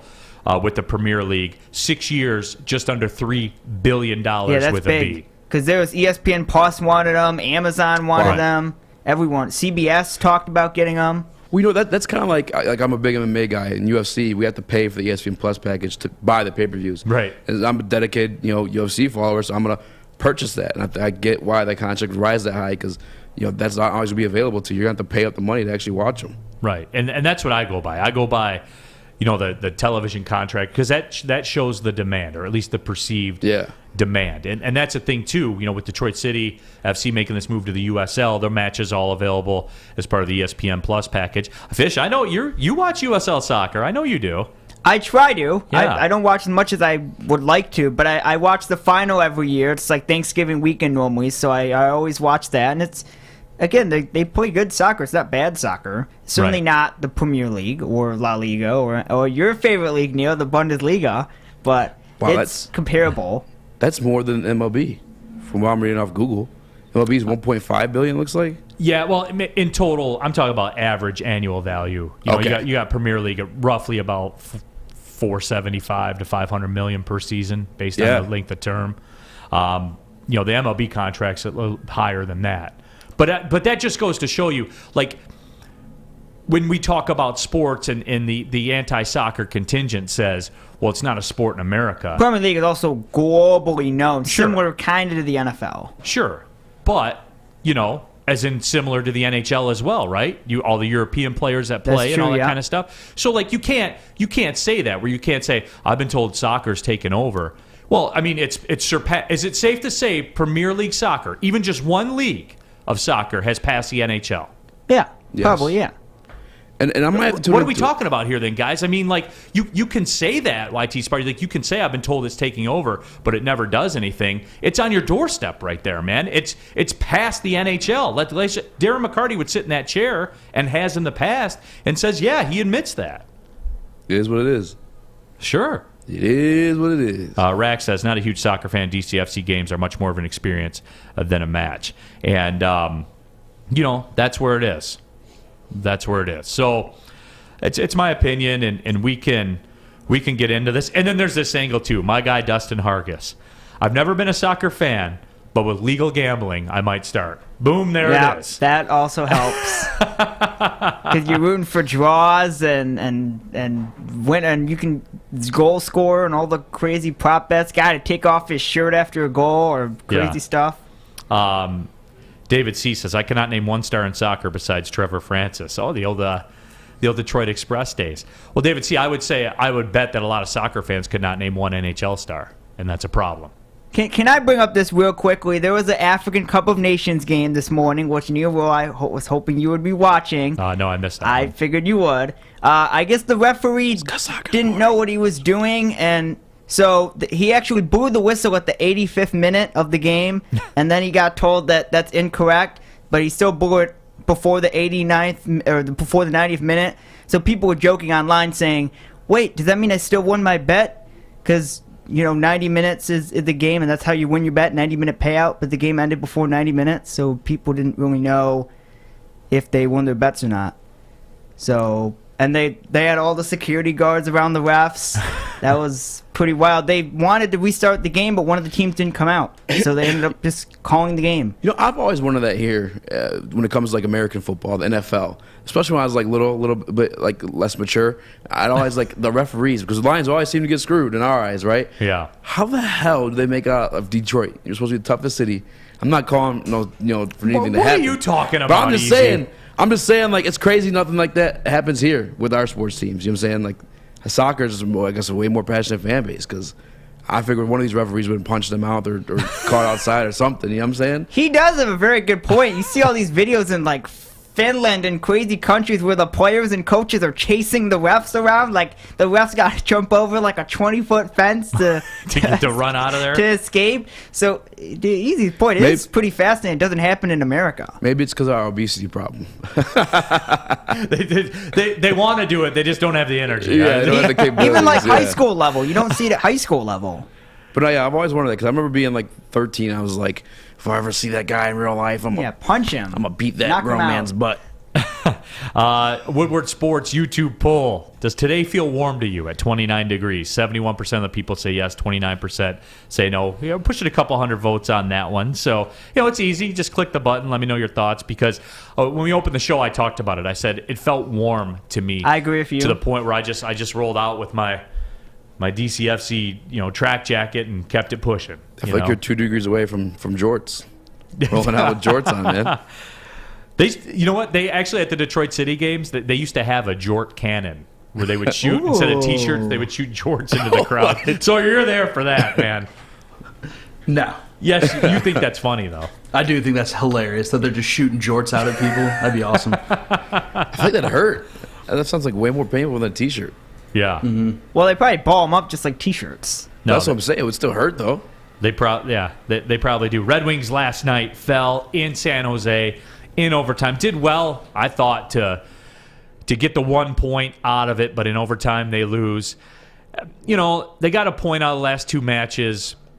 Now, Bertuzzi did end up playing, actually, factored big in that game as well. Larkin did not play. I heard Steve Yzerman talking this morning and said Larkin definitely is a day-to-day thing, that it's not something where they're massively concerned long-term or anything like that. So it does sound like it's going to be a day-to-day thing for him. So expect him back in the lineup, I would assume sometime soon. But, West Coast trip, the LA Kings game certainly was a dud. They got worked over in that game. But, I think they did well to go to Anaheim, go to San Jose, and pull 2 points out of pull 2 points out of that. I'm all right with that. I am. And I was accidentally up for that game, too. My son, my 2-year-old, had me up, and I'd see he was, on and going to OT. I was like, let me jump into it. Yeah, Detroit Dabber 3-1-3. First period was atrocious. Larkin being out kills all the chemistry. And I think and that's a great point, Detroit. Detroit Dabber's always the first one to jump into the YouTube chat thread every morning. I don't know. So he like get insider VIP access or something. I don't know. We'll have to shoot him some WSN jorts. Yeah. Well, he probably has this button on the mouse just instantly clicking before 11 o'clock. Yeah. Keep hammering that button, and then he's the first one in. Tammy Chin says, I was glad to get the point. And I was too, I guess.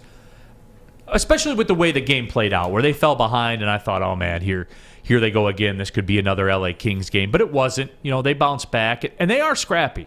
They continue to be, even with Larkin out, they are scrappy. And there's, again, I think the Lions and the Red Wings are on the same highway.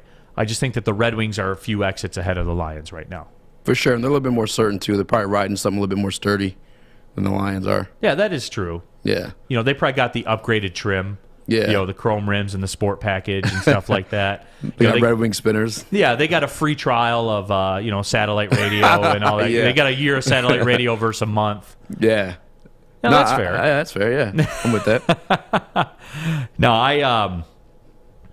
I did, though. I was down on it. The West Coast trip, Tammy says the West Coast trip was ugly. It was ugly, but here's the difference. They got out of there with points on a couple of occasions. So that's where it's different. I know. Now, for me, if you want to get into that whole logical debate of, I still don't understand why you get rewarded for losing in the NHL. I don't.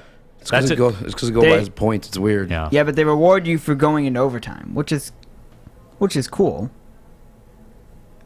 But then they give the other team. They still get. Oh, the winner gets 3 points, right? Or is it still 2? Yeah, it's. What's that, Sawyer? Oh, calling for the break. Yeah, 2 points for the win. So yeah, that's the way it is. David Bliss. People talk about Fedorov being a coach. Yeah, man, I'm all for that. You know me. I'm a Fedorov slappy. We'll take our final break. When we come back, we will wrap things up. It's Big D Energy right here on the Woodward Sports Network.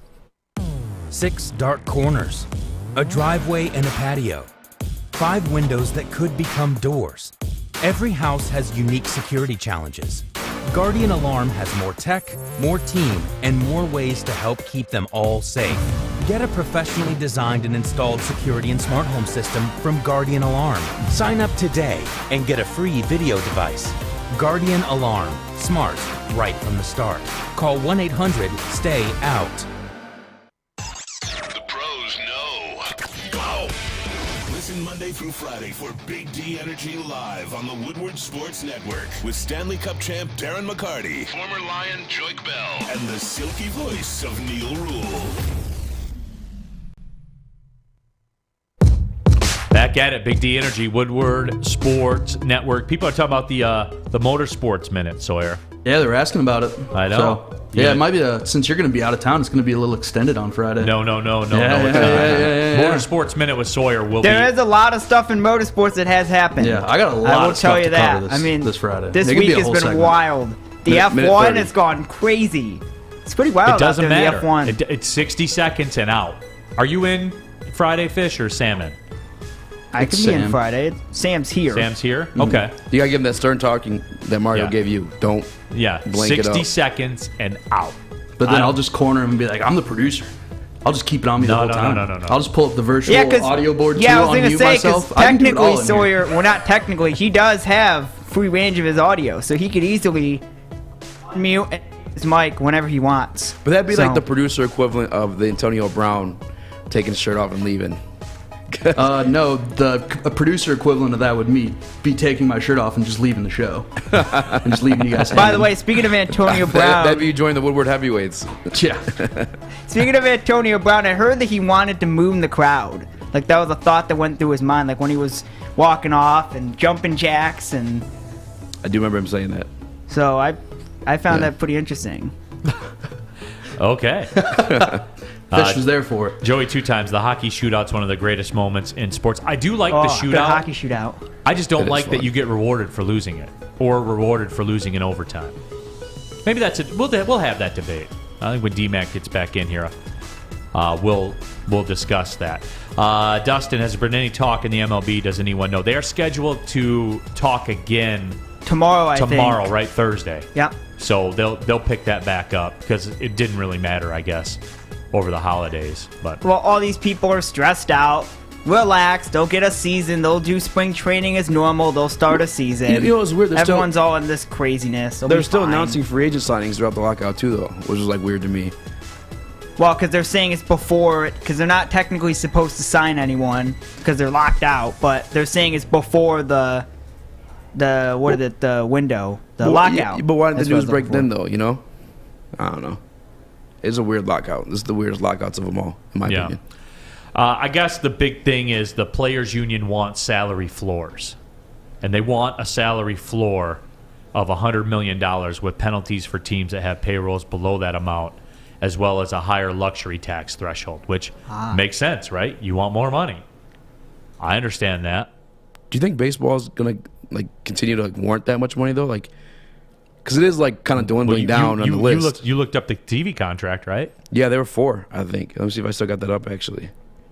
The TV contract's massive. Yes. They're not losing money. You know what I'm saying? Yeah. Ratings are going down, but that's a separate issue. I think that's got more to do with baseball than it does with, labor contracts or players' contracts or stuff like that. It's baseball itself. And that's why, we were talking about the soccer thing. I think that plays a big of a part of anything as the soccer, with all apologies to you, YT Sparta, like the soccer explosion in America, at least in terms of people watching it. You know what soccer is? 90 minutes and over. Oh, yeah. No matter what. Mm-hmm. No matter what. It's 2 hour games. 2 hours maximum, yeah. Tops. And there's a bunch of side issues that go into that. In America, we work, longer hours than we've ever worked. We have more activities going on than we've ever had going on before, moving our kids around and doing all that kind of stuff. Time certainty is a huge thing. And more so as when you're a soccer fan, at 9 a.m. on Saturday morning, if you're going to watch your Premier League match, it's over at 11. Yeah, you're dialed in for those 2 hours. Period. Nothing's going to happen. No circumstances are going to dictate that it continues to go on and on and on forever. When they go to kick the ball, they're not going to line up to kick it and then turn around and circle. You don't have to worry about timeouts every 7 seconds in a close game. Yeah, the last minute of the game doesn't take, 22 minutes to play. Oh, Chelsea takes a timeout. We'll be back after these messages. 86 minutes gone, 1-1. Yeah. 4 billion, MLB, ESPN. And the viewership's up 48% from 2020. Huh. Oh, the pandemic? Yeah. I was going to say, how much is COVID factored into that? Right. And that's when they played everything out of season or weren't playing in season or stuff like that. Yeah, they did July to October. Everyone's home and they can watch because they're not doing much else. Yeah. So, Rich says, no caps, the owners are wealthy enough. Well, Rich, you know what the problem is with all this, right? Owners always have to be protected from themselves for some reason, which I never understood why. That's why, low-key, in my opinion, and I bet we have sports legal people that watch the show and stuff like that. I would bet you that owners have a lot to do with the fact that high school basketball players can't go to the league anymore. Oh, yeah. Because a high percentage of them were busting out. Kwame Brown. Because they're 17 years old. Some of them are 17 when they get drafted and stuff like that. And it's hard to project. It's hard to see them playing against men. And I bet that the owners in basketball said, why would we do that when we essentially, and I know they do this in football. Football has a free minor league system called NCAA football that they don't have to fund, that they don't have to pay for, that they don't have to deal with. Yeah. It's a free minor league system for them. That's what it is. So I would think that whole labor... Now, I know it's changing, and the high school kids are going to be able to go back in the NBA draft, but they fought that forever, and they won for a long time. Wait, that's changing? High school kids going to enter the draft? I forget. It's 2023, 2024, yeah, something I believe like it's 2023. They changed it. Yeah. That's kind of cool, I guess. Just because the one and done, they're useful, but they're also pointless. Yeah. On the YouTube chat thread, 0-0, what a thrill. But it's over in 90 minutes. A 0-0 game, many people don't understand this, but you can get a very exciting 0-0 game. But it's over in 90 minutes. It is over in 90 no matter minutes. what. Or in today's case, 89 minutes and 40 seconds. But I was also told that the ref thought the full time was at 85, and then he thought there was 4 added minutes So he thought it was 94 minutes when it was really 90. And this dude's reffing a match that will determine who goes to the World Cup. Yeah. Indirectly. Yeah, and he did some 2018 World Cup matches as well, so he's not a noob to sporting events. That's embarrassing, man. That's embarrassing. Got a final on our YouTube poll of the day. Did today feel warm to you? It was 29 degrees. 71%. Fahrenheit. 71% said yes. 28% said no.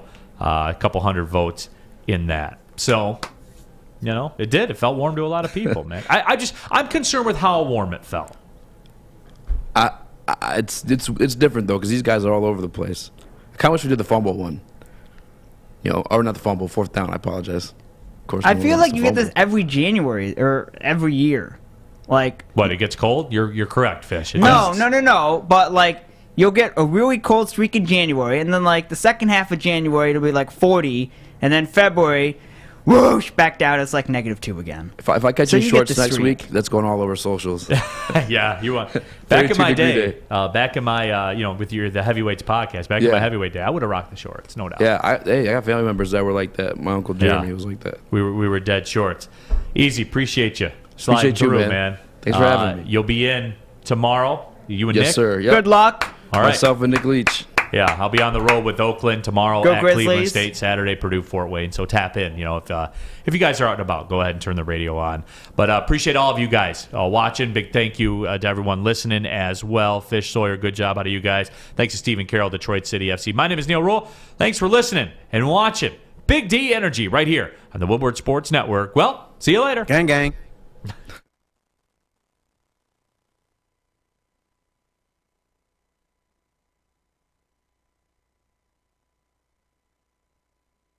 That's not winning, Joy.